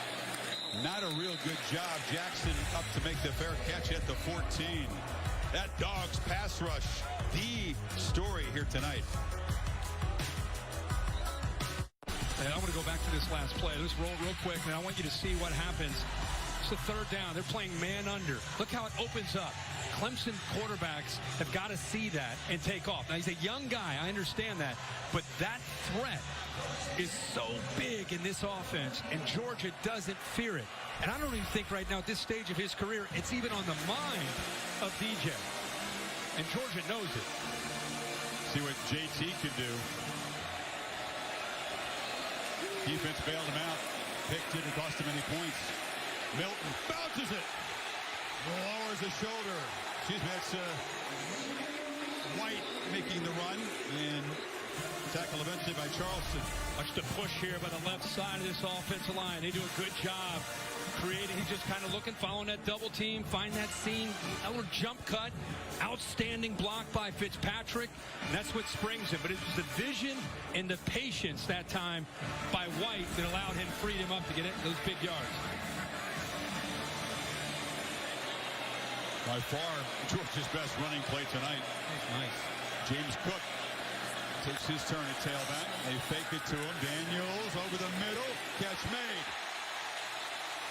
Jalen Johnson down in that depth chart, but he makes a big play to the 43 of the Tigers. Yeah, little play action. Watch it freeze the linebackers. They bite up. Creates a nice little hole in the backside right behind there. Boom, nice throw. Different receivers. Let's Cook the back. Getting a chance to make an impact tonight again with Pickens and Blaylock not there. Darnell Washington, the pass-catching tight end, not a factor. Kyrus Jackson doesn't quite look 100% either. So other guys are having to step in. Yeah, Kyrus Jackson really just being used on punt returns. So that's where the versatility of some of these guys, their ability to catch the ball out there, not just run the ball. It's so big, but you run the ball, it sets that play action. Again, that's Todd Monken and what he wants to do with this offense this year. Make those linebackers have to freeze and respect that fake. Creates good openings behind that zone. On the reverse, Johnson has a couple blockers, makes a cut, takes a big hit there from Spector, about 3 yards short of the marker. You know, this secondary, for the most part, been doing a good job of holding up without their leader, Nolan Turner. You know, he's not back there, not playing, and they've required others to have to step up, and they've been rotating a lot of different bodies. I mean, we have seen Trenton Simpson, for example, bounce all over the place. That time he was back at safety. They moved him up now to play kind of that nickel spot. Turner, the top tackler from a year ago, has a hamstring issue. He's played so much football. Milton knifing through. Here comes a flag, a big collision. So first down, but we'll check the marker. It was from the defensive backfield. Landon Sanders slammed into the running back. Well, they're getting outside now in this drive a little During bit. the run, holding, offense, number 9. 10-yard penalty from the spot of the foul. We'll repeat third down. And they got the receiver, Justin Robinson, on the hold. And he's trying to get out in front right here. Yep. Locks up 21 Green. But they did a little pin and pull in that condensed formation. The tight end Bowers just blocking the edge, freeing it up to get to the outside. Again, twice now in this drive, they've been able to have some of their better runs. That time, obviously, the hold. But the hold didn't have a whole lot to do with the success of that play. Spot foul. Now to be 3rd and 7. High snap. Daniels gets the ball out quickly.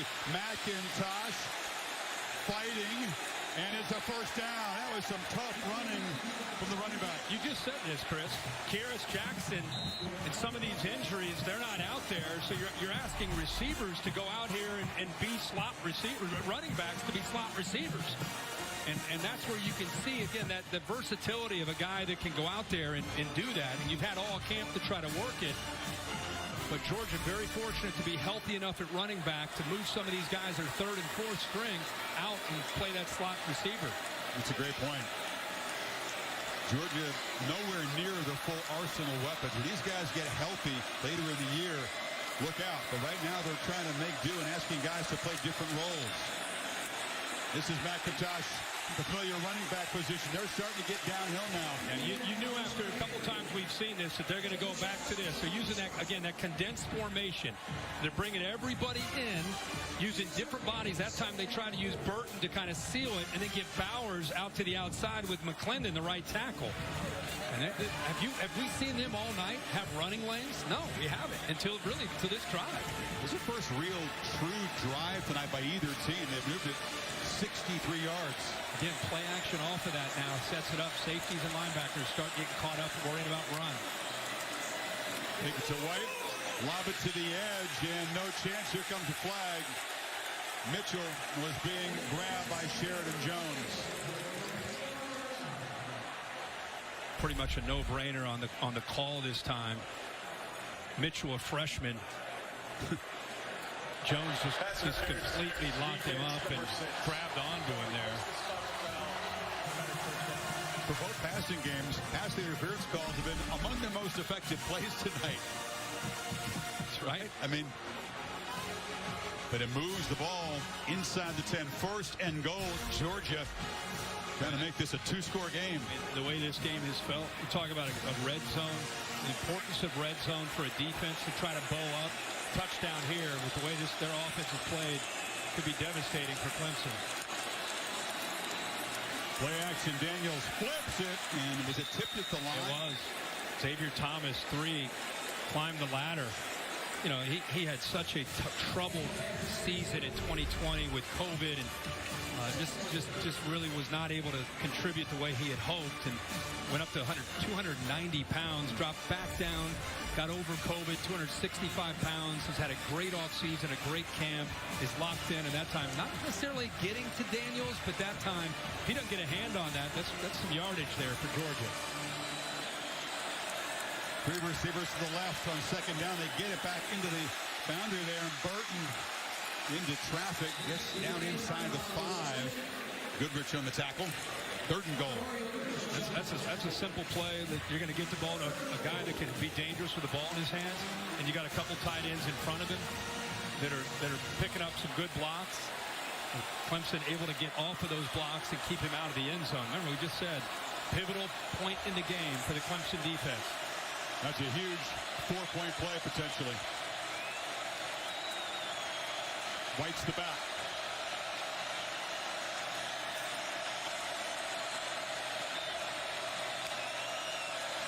Daniels looking right, launches into heavy traffic.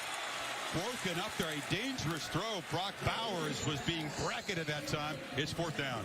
Wow, Makuba looked like he might be able to come up with an interception. And you're right, that was heavy traffic that he threw that in there. Skalski was back there as well. He had 2 different receivers running into the same area. Can't really tell who he's trying to get it to. I don't know if he's trying to get to the bigger Bowers, who really gets his hands on the ball. He did. He somehow, boy, he got up. He did, but Smith didn't do him any favors. His teammate kind of knocked it into him as he was trying to grab the ball. 4 guys within a phone booth, basically. But the Tigers do get the stop. Lesney missed earlier. This chip shot, crucial from 22 yards to make it a 10-point game. And he drives it through. First long drive of the night. 11 plays, 81 yards, 10 zip dogs. This is more than just a building. It's an AI-powered investment firm with billion-dollar views.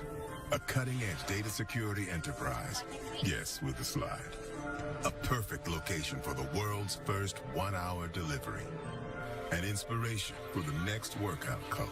And enough space for a pecan-based nutrition bar empire. It could happen because there's space for any dream on LoopNet, the most popular place to find a space. Hi, I'm Reese Davis, host of ESPN's College Game Day, here with Sling to help some fans make their signs. It's a short kick, and Shipley's going to have a chance from the 5. And the freshman knocked down to the 23. Well, for us, part of return to normalcy is having the All-State bus and Curtis Wilson back on the job. Here he is in Charlotte. What's your All-State celebration moment today? Well, we've been watching football since Thursday night. We watched it yesterday, watched it a lot today. I think this game in Madison, this is a tough ask for Penn State. To go on the road, Camp Randall, sold out. I don't care if it was pretty or it wasn't. That is a great win. Think about how last year started in Bloomington. Remember that play that was reviewed? Oh, yeah. Did Penix get in? Did he not? Ended up being a devastating loss they've struggled to recover from. This time, they find a way to win it on the road. So that's the big celebration. Tremendous defensive effort on the road. Uyunglele now a little extra urgency, Kirk, now that they're down double digits here. That's Galloway making the catch for a short gain. Yeah, quick throws, get the ball out. Again, what I've seen tonight from him, this guy has tremendous upside. We know about his future, but he's still a young guy, and he's struggling right now to come off primary if it's covered and work through it. And also, the offensive line has struggled at the line of scrimmage. Here comes pressure again. They block Dean that time. A flag comes in. They might have held him to block him. And now another flag comes in late. A lot of pile of laundry on the field. That could be a chop block. Once you're engaged with a defender and then you go underneath, you submarine him. That's a problem. Kobe Pace, the back is the man. That Pace is actually chop block. Yeah. Offense number 65 and 20. Pace is the one that submarined and committed the foul. You see the blitz right here. Once he gets locked up, you'll see 20 submarine. Brockhorst does a good job right there trying to hold up, but then once you're engaged and another offensive player goes down low, it's a chop block and a personal foul. And it's been hard to try to stop Dean from getting in there tonight. That time they broke the rules to do it. You know, we watched him last year. We knew what he could do. I just feel like with Monty Rice out of the middle, his leadership and his playmaking ability, it's his turn, right? Yep. He's going to a different level. And again, if you're a Georgia fan watching 17 right now, you've loved him, and now you're really starting to appreciate. Remember, this guy's a leader. This guy's at a very different level. He's a 4.0 engineering student. And coaches will say, we're watching film, and he's like, well, I got a big engineering test tomorrow. It's like, oh, well, you do you, man. You go do your thing. He uses part of the brain power on the football field, too. Absolutely. Serious leader and a tremendous athlete. 2nd and 18. Uyunglele hesitation and just plows forward for 4 or 5 yards. Holly? Well, you're talking about how smart Nakobe Dean is. I talked to him this week about his academic workload. He's actually taking a machine design class and mechanical engineering level 200 classes right now. He's doing that in addition to his football work. And you can just see how smart he is out here on the field. He's telling everybody else what to do. I've seen him correct guys several times. He also knows the angles. I just think there's something in that engineering smarts that's helping him. He is not only leading Holly tonight, he's been the dynamic playmaker, blitzing often and finding those creases to get into the backfield. What do they got on 3rd and 14? No protection again. Sack off the edge. Trayvon Walker joining the party. A 6th sack. And they do a little twist stunt from inside and outside. The left side of Clemson's offensive line right here struggles. You'll see it work in, and then on the outside, he's able to work back into the middle, affecting the communication, and ends up getting in. Kirk, it's shocking. I mean, all the years the Tigers, the stars come and go. The production doesn't dip. They have 92 total yards tonight. When you subtract all the yards from those sacks, 92. We're almost done with the 3rd quarter. Spires boots it from the goal line. Jackson drifting back to his 39.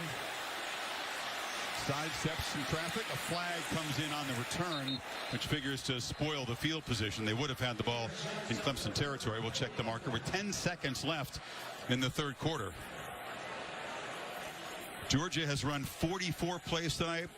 Clemson the same number. During the returns, illegal block in the back. Return team number 7. 10-yard penalty from the spot of a foul. It'll be 1st down, Georgia. This is a little bit like NFL football, the number of plays. Speaking of Sunday, it's college football. The Fighting Irish, ranked number 9. Jack Cohn, the ex-Badger, taking over at quarterback, visiting Tallahassee at 7:30 Eastern time. And then on Monday, Labor Day, back to Atlanta, Louisville Cardinals and the Rebels of Ole Miss. You'll be there along with Reese Davis on that call. ACC teams involved 5 consecutive days from Thursday to Monday. Yeah.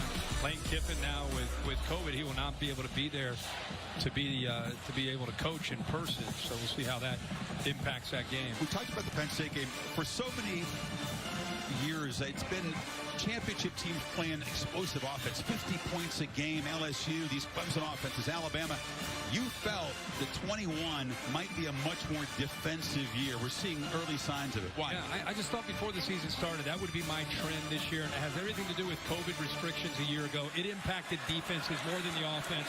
They didn't have spring ball. Defense is about continuity, playing together, being with each other, and they couldn't do it a year ago. This year they can. Daniels rolls out, finds Bowers again, and the young tight end is having a heck of a debut. 1st down near midfield. Yeah, he snuck behind James Skowski, and all of a sudden, starting to see this quarterback, JT Daniels, starting to find some answers to this athletic defense. So that has a lot to do with outside. They're starting to attack.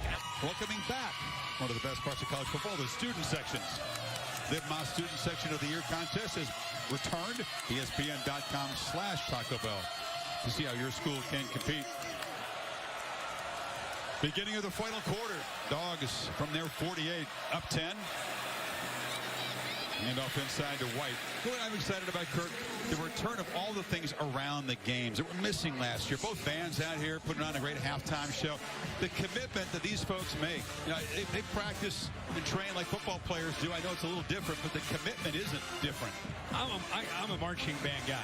I mean, I love the marching bands, and I think it's one of the things that, again, separates college football. You know, the college football, it's a sense of community, the tailgating, the student bodies, the cheerleaders, the band. Boy, did we miss that. Soundtrack wasn't here last year. We were trying to pound away the middle. This is White for a short gain. It's going to be 3rd and 4. Spector on the stop. This Clemson defense is doing everything they can to keep them in this football game. But at this stage of the game, down by 10. Not only are they trying to hold up on 3rd downs for Brent Venables, they're trying to create a turnover. I mean, they did it once, and the offense wasn't able to capitalize. But almost feels like the only way Clemson's going to score tonight is the defense is going to have to make a play. If you count that punt that touched a man's foot, that's technically a turnover. They've got nothing out of the two takeaways at all. And they had great field position both times. It's true. Daniel swarmed and sacked. This time it's the Clemson pass rush getting after the quarterback. Big Myles Murphy like a freight train. They bring pressure, and Murphy's going to work all the way around. Man-to-man, Brent Venables is playing a lot of zone. This time, he brings a twist of his own. Poor communication up front. I think it surprised them. He hasn't shown a lot of that kind of pressure, but at this stage of the game, we just talked about running out of time, need a stop, need a big play, and they get it from Murphy. The Georgia fans would be excited that we're now in the fourth quarter. That's the first sack that they've given up to this Clemson pass rush. Tigers does their job, though. The defense does its job. This week's college football rankings brought to you by PlayStation. This is the AP poll. I said earlier that I think the winner of this game, great chance to move up to number 2. Oklahoma escaping against Tulane. Yeah, I think Oklahoma, it was almost like they got up big, and then they, like last year, they took their foot off the gas and almost caught them. Alabama was just at a different level. All the teams that played, they looked incredible. All right, Clemson, how many more possessions will they get? Down 10, backed up, pass rush again. Uiagalelei escapes. At least he doesn't get trapped behind the line, able to get about 4. He just reminds me of a young guy whose mind, you know, sometimes you watch a guy like a Trevor Lawrence or a Joe Burrow, and the game looks like it's slow, like the game is slowed down. This is an example where the game is fast. It's almost in fast forward. The coverage, everything he's seeing, it's happening so fast. And against a good defense, it's a bit overwhelming for him. Off the play action, back pedals, delivers underneath, but they are all over tight end there. Tyndall. And there's just nothing that's threatening this defense downfield. They're sitting back with 2 safeties, nothing at all, so it allows these linebackers and the safeties to let them hit these little dinks and dunks and then just rally. Let them make the catch, use your athletic ability. Well, they're 3 for 12 on third down, and 5 of Georgia's 6 sacks have come on third down. Is the pressure going to come from out here, or is the pressure going to come from the backers? Lynn-J Dixon, hadn't had a touch tonight, is now in the game at running back. And false start. Now it's going to get even tougher on third down, Kirk. They didn't hear the whistle, ended up knocking down the quarterback. Caught a break there on the false start. Dabo's upset because they hit his quarterback. They did. They didn't hear the whistle. Yeah. Prior to the snap, false start, offense, number 71. 5-yard penalty. I mean, is this just a great opponent? Should Tigers fans be extremely alarmed with this offensive line going forward? The offensive line was the question coming into this year and after that Ohio State game.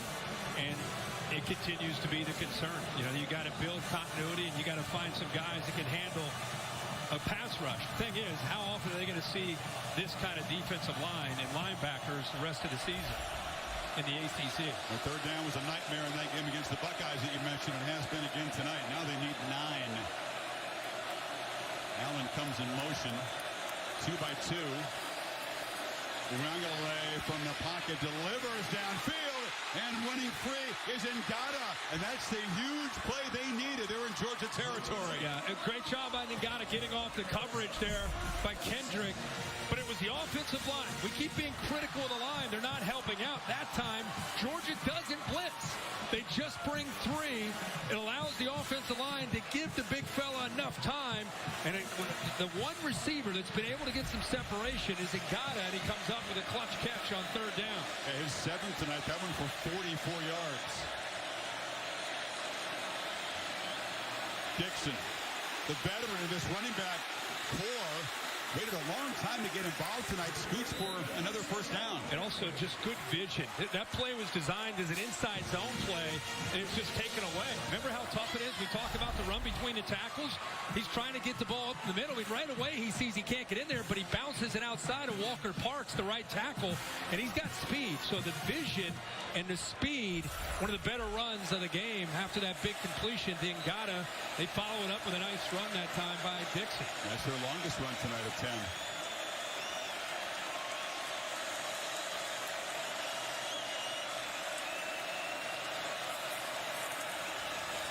Pump fake to the edge, throw across the middle. It's high.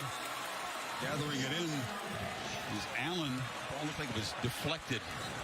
He's trying to get him to chase Dixon, try to get those linebackers out of position, and then work back to the middle. And Chris, you're right. I think that ball was deflected, trying to work it back over across the middle where those backers had left to try to chase down the fake.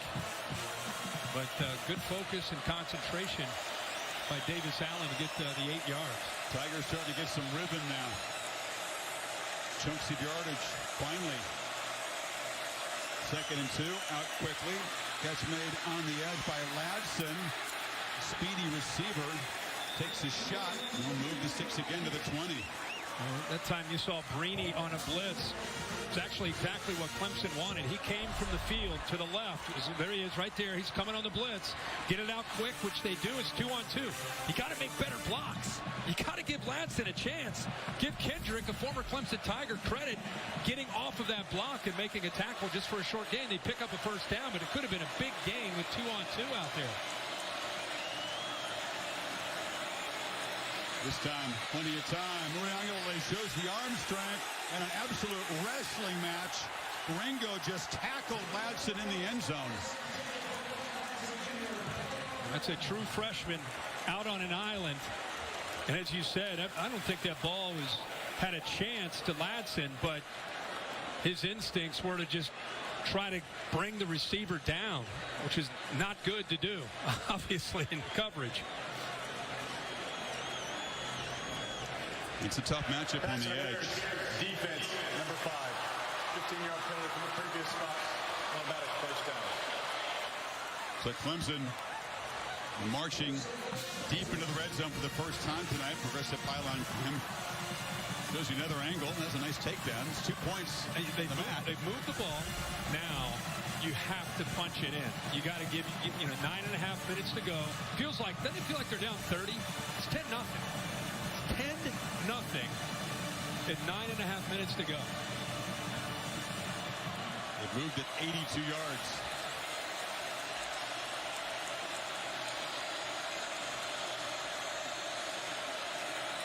Fake it to Dixon. Uriangalele has to just throw it away again. Smart. Nothing but traffic. 2 receivers next to each other. 2 DBs, and Smith, who had the pick 6, came on the pressure that time. Little smoke and mirrors. You got Justin Ross going in motion. Everything's covered. That's a great decision. Great decision. Instead of trying to force something and trying to be impatient, I got to try to force the throw in. Uriangalele that time just throws it away to live for this next down. He's a big dude. We haven't seen many design quarterback runs here at the 5-yard line. I keep asking, especially down here. How many times Deshaun, Taj Boyd, Trevor, down here, that's what they did. UB run. Instead, he drops back from the pocket, throws a slant into traffic. It's broken up nicely. There was Brini stepping in front of Ladson. It'll be 3rd and goal. That is really good coverage by the senior. Kind of playing him from the inside out. And as soon as he got to that back line, Brini gets his head turned, waiting for that ball to be thrown, and gets inside underneath him so he doesn't have pass interference and sees that football. Man, that was good. This is one of those crucial potential 4-point plays. Can the Tigers find the end zone? Empty backfield. Georgia defense all spread out. No pressure on Uriangalele at first. They bring pressure late, and he just chucks it out of the end zone. Excellent, excellent job by the Dogs in tight after giving up the big plays. I thought they put the flag up, and I think it might have been a shoe. Looked like a flag, but I think it's just a shoe from the Clemson wide receiver. You're right, Chris. Georgia hunkers down. Sure did. inside that, right about the 5-yard line. Great spread across the field. Yeah, and the plays there again. You taken away QB run. Georgia didn't even think about having to defend that. In Francisco, now two teams in the NL West battle it out. Dodgers, Giants, a great rivalry since the beginning of time, since they are both in the New York area. It's all presented by Taco Bell, 7 Eastern, also on the app. I know you're big with tennis these last few weeks. I'm big with baseball. I'm a Reds fan, and it's been a long time since I've been watching meaningful baseball in the month of September. Reds, for all of you that are concerned, they won 7-4 tonight. They're a half game up on the Padres in the last wild card spot. So keep an eye on I'm sure the fans listening tonight were absolutely riveted winning that Reds score. They demanded. They had to have it. Yeah. Had to have it. All right, Georgia back to work, but now the lead's just 7. Cook is the back. And Daniels, nothing doing. Tried to flip it out there on the edge. Mitchell. Can't get the ball downfield. We keep talking about how Clemson can't get the ball downfield. Georgia's had that same problem. Andrew Booth on one side. On that side, Mario Goodrich. And George Pickens, ACL in the spring. He'll be able to play this year, but not for a while. Dominic Blaylock also an ACL. He's closer to playing. He's been playing with the scout team, but couldn't go tonight. You're really seeing the lack of a difference maker. I mentioned Kyrus Jackson hasn't quite looked himself with the knee brace. Pressure on second down. They flip it short. Smith makes the catch, gets out across the 30. Third down coming up. And that's a tough ask by James Skowski. And you get the ball to Smith. We just talked about difference makers. They fielded Smith. Arian Smith will become that. He's a freshman, 6 feet, 185 pounds. Talking world-class speed. Like 10-100 type of speed. And Skowski's out there in the flat trying to catch up with him. That run is fast. That is flat. That's world-class. Hadn't gotten loose tonight.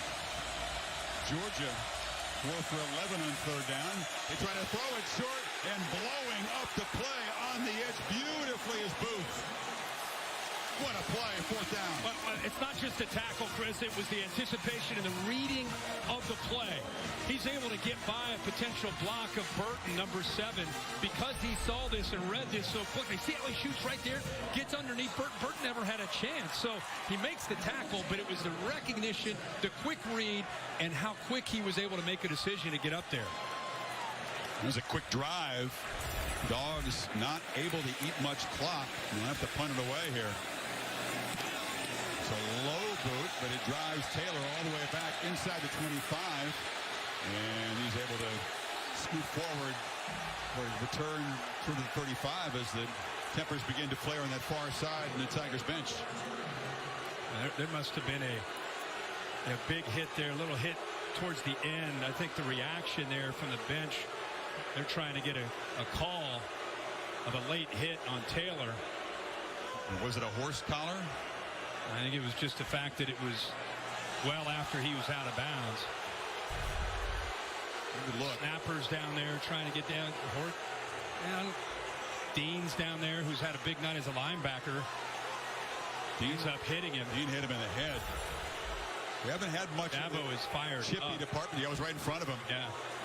This game has been played, I'd say, at a pretty clean level. Fierce, hard-hitting, not a lot of chippy stuff.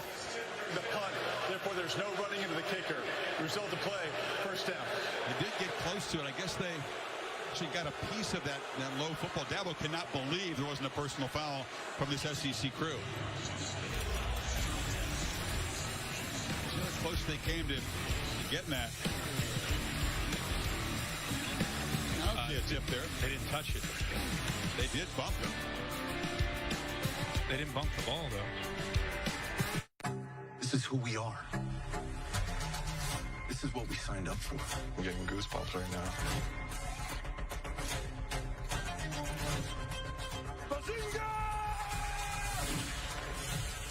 Are you like retired from rap or something and nobody told me? There can only be one supreme leader. Something weird is going on, and I want to know what it is. It's a completely different episode every time. Different cast, different everything. Somewhere inside of him is the answer to how this all happened and how we fix it. You're good thieves. Best in town. Thank you. It is a small town.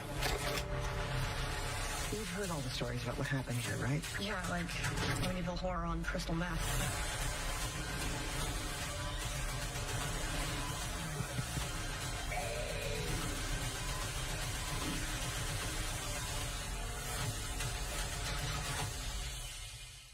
When Subway opened, they changed the fast food game. But sometimes you gotta refresh to be fresh. Welcome to the Eat Fresh Refresh, where there's so much new, some say it can't fit in one ad. I say, we're talking a new All-American Club, deli-style oven roasted turkey, and... Oh, that's the new steak and cheese. Oh, yeah, I knew that. That's the one with the new seasoning. And that was the new MVP Parmesan vinaigrette. Right, which makes the next level foot. Hold up, the Subway logo? Wait, I'm out of time.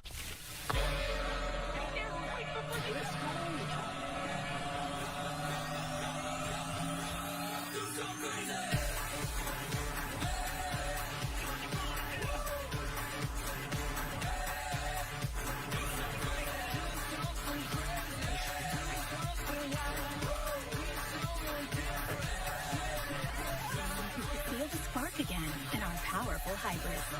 Toyota, let's go places.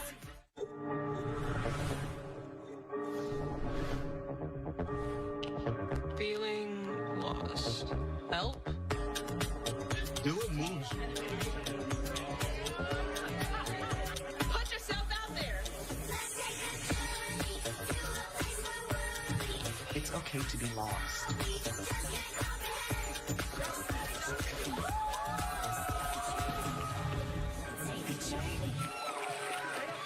Now give me 3 laps.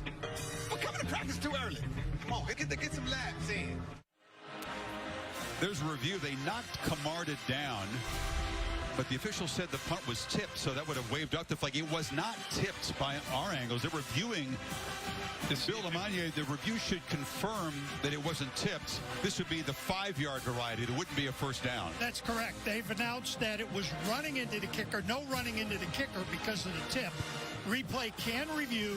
The ball was not tipped, so we're talking about a 5-yard penalty.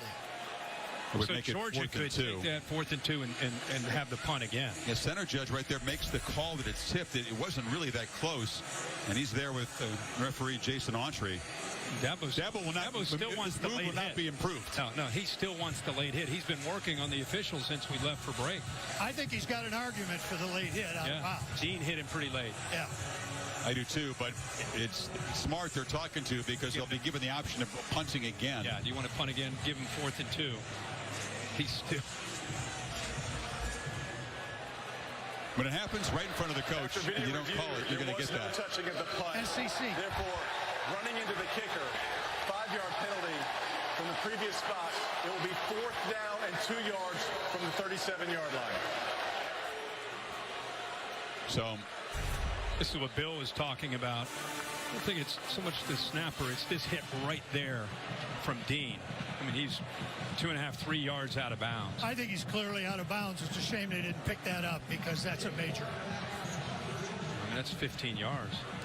Here's the question. It would have been offsetting. It would have, no. What would the call would be? Not be offsetting because that's a dead ball foul. So you'd have the live ball foul for the running into the kicker, and then Push after him back. that, you go forward 5, then you're going to go back 15. Yeah.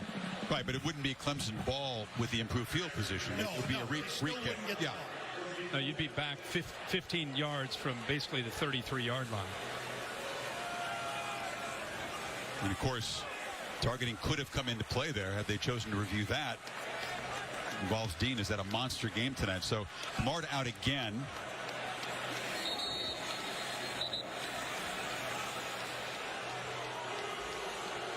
Nine penalties on Georgia tonight. 6 on Clemson.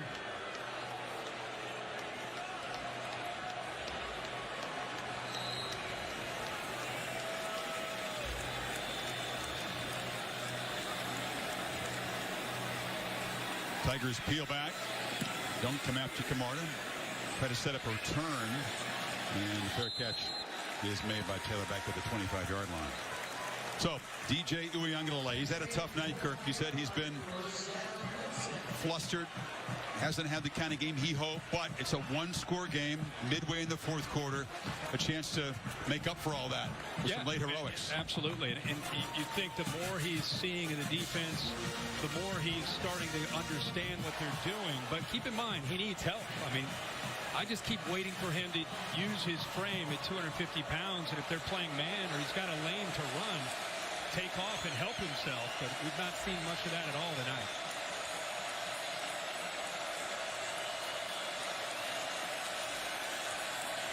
Delivers far side, broken up, and a flag comes in late.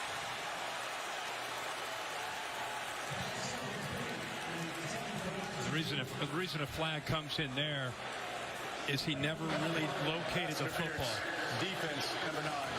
Ball be placed at the spot of the foul. Automatic first down. It's a mere speed.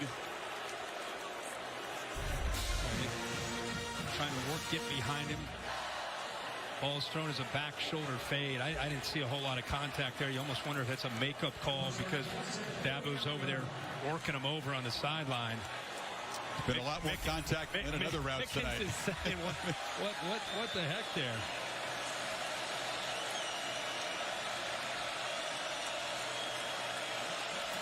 Dog show pressure.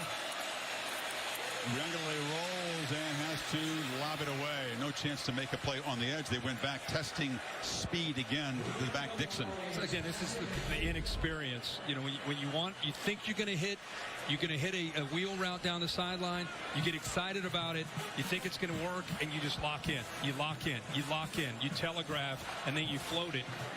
Lucky threw that away where the defender could not make a play on the ball because floating it up there, the safety easily, if that ball's in play, makes an interception. But he brought the safety over by just staring it down the whole time. And Ngata is set out to the right. He's been the key target tonight. And they try to get it to him in traffic, and he makes the catch. If you're the Dogs, you're looking for number 10. He's been the playmaker tonight. Yeah, and one way to try to capitalize, Tony Elliott saying, you know what? Instead of trying to defend these guys, blitzing these backers, why don't we just bring a receiver, line him up from the outside, and just bring him into the middle where they're vacating by blitzing, and just throw these little passes into the middle of that defense. And Ngata's almost built like a tight end with his size. Strong hands, too. His catches have been in traffic tonight. 3rd and 2 from the pocket. Short pass. And fighting and stretching the ball for a first down there is Braden Galloway. So Clemson on the move now in Georgia territory by the nose of the football. Good recognition that time by DJ. They blitzed the linebacker Walker, who was right across from Galloway. Looked like he was in coverage. He ends up blitzing. Safety was way off the line, so a little outcut gives him a chance to get the ball out quickly with that soft coverage and get a first down.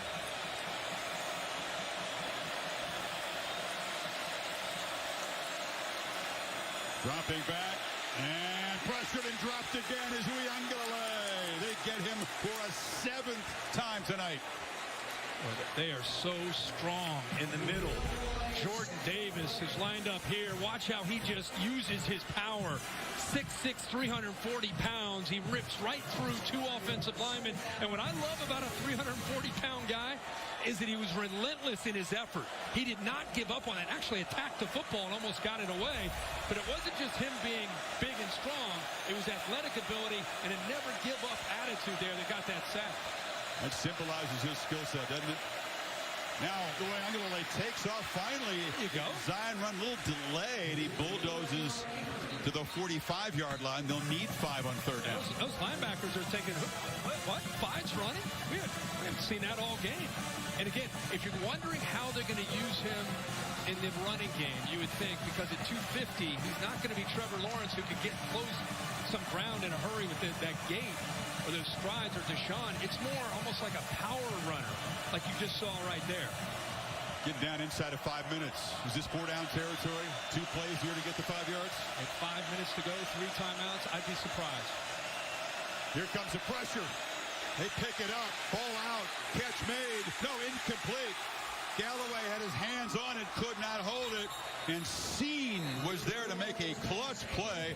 And now it's decision time for Dabo. 4th and 5. Give Cine a lot of credit, man. That was a big-time play. Galloway is a very talented receiver as a tight end. and he does a nice little whip route, comes back underneath, and as soon as he has the ball in his hand, 16's able to get up there and knock it right there with his hand. Gets his hand on the ball to dislodge it. He looks like he is going to go for it. Yeah, Sweeney put some chips in the middle of the table here. They need 5.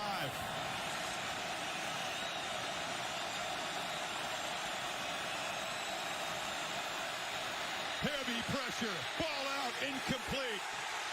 They came flying up from the secondary, all 3 levels that time. Quarterback had no time.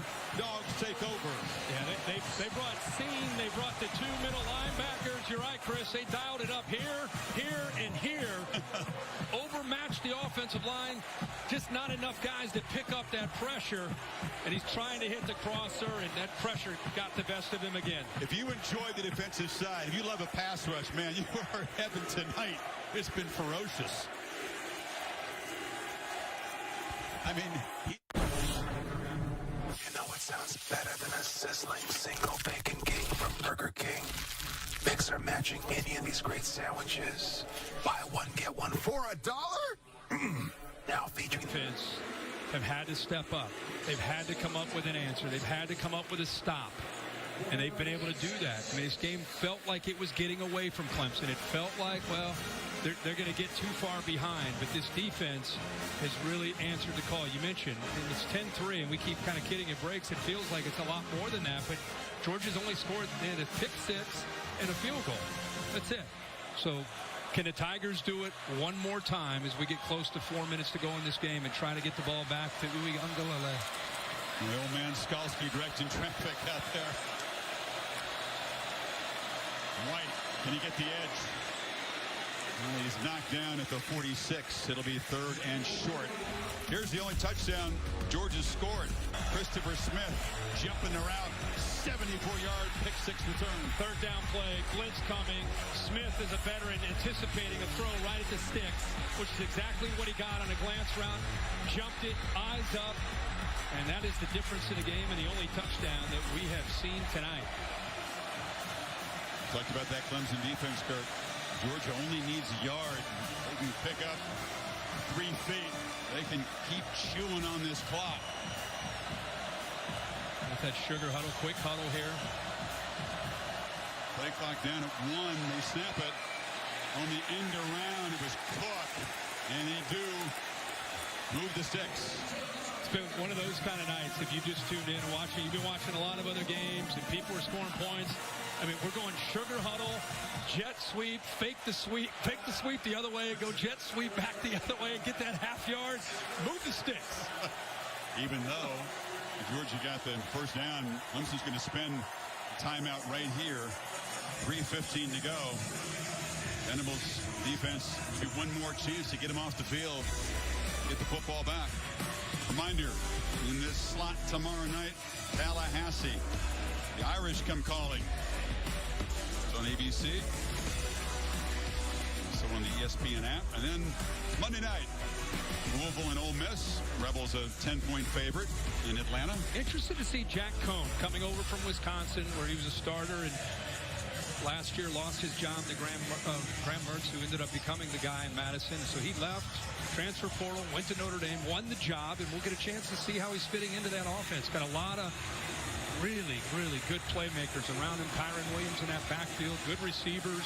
I think one of the best tight ends in the country, Michael Mayer, against the Florida State team. Mike Norvell trying to change that culture, getting things going in Tallahassee. Big bodies up there.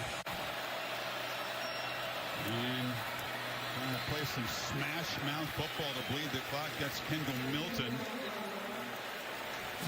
Clock rolling. It'll be inside of 3 minutes. Yeah, holding on to those 2 timeouts. Venables almost halfway out of the field, communicating, making sure everybody's on the same page. May have been a busted gap. And right now they are just trying to shoot gaps. Brazee was there. He beat his man, got into the backfield, but a pretty good job of getting around him to get some positive yards to set up a 2nd and 6. And Daniels in no hurry, obviously, trying to milk that clock. They're just standing in the huddle, watching the play clock tick down inside of 7. Now they'll run up there quickly. Once again, end around Cook. makes a cut, and he's knocked down about a yard short of the marker. They're also kind of in fringe field goal range for Podlesny if they want to try a long one to pretty much ice the game. That would be in play here. But these tight ends are working from Georgia. Doing a really good job. Both Fitzpatrick and Brooke Bowers helping set the edge on some of these outside runs. Let's go back to Kevin Negandhi, get an update from the Rose Bowl. Your UCLA Bruins against LSU. There's no way they're still hanging in. Herbie's UCLA Bruins continue. This is DTR to Chase Cota. Right now, it's 21-10 UCLA. Also, over on ESPN, updating you right now. Early in this one, the first quarter, BYU Arizona is scoreless.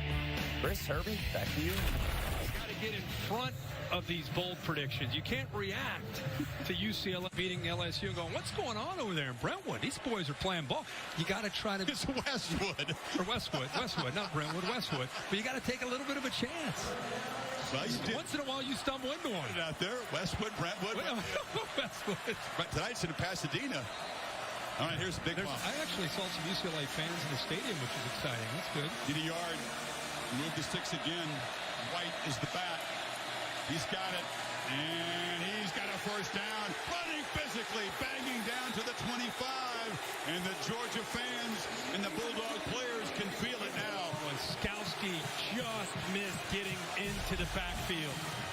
Watch him at middle linebacker. He shoots and just misses. And really good cut by White. Felt him there in the hole, gets around him, and then takes on Spector, gets off of him and Goodrich. Hard running that time by White. It's taken a long time for the Dogs to get this running game going, but they have come up with this 4-minute offense opportunity to pound away, to kill this clock and get the W, and so far up to it. Again, using almost the entire play clock, and then now, a little too close for comfort, so they will take a timeout, minute 44 to go.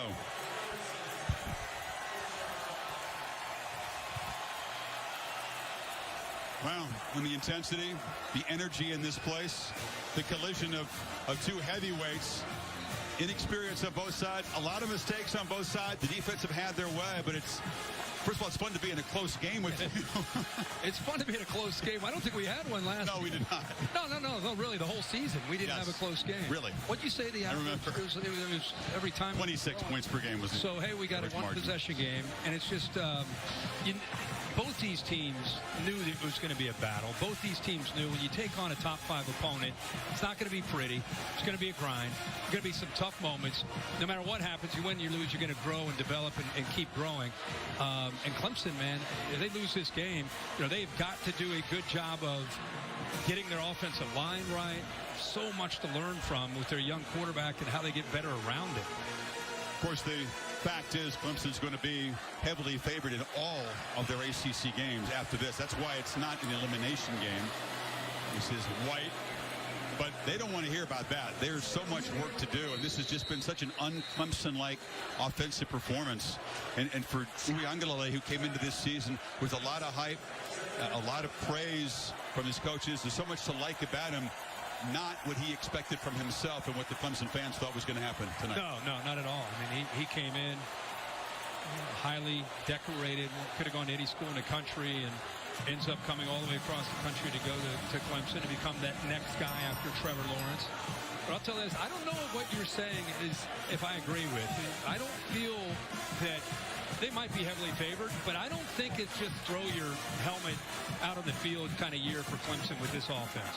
I didn't say that. I think there's going to be some games, especially when they go on the road, with this offensive line and with this young quarterback who's got tremendous upside, still trying to find a running back. I think they're at NC State. Could be at Syracuse on a Friday. Could be anywhere. I mean, okay. This offensive line right now with this offense, I know Georgia's great, but I don't know, man. But one more first down would do it. White tries to make a play, lowers the shoulder, gets down inside the 20. Tigers cannot stop the clock here, and Dogs won't have to snap this till about 50 seconds to go for this third down play. Yeah, we're talking a lot about Clemson, but we got to focus on Georgia too. I mean, it looks like they got a chance to probably win this game, and JT Daniels, they're going to continue to get better with this offense. This defense that Georgia has going to keep them in every game they play, going to make them, they're going to be a team that's going to be a heavy favorite in every game that they play.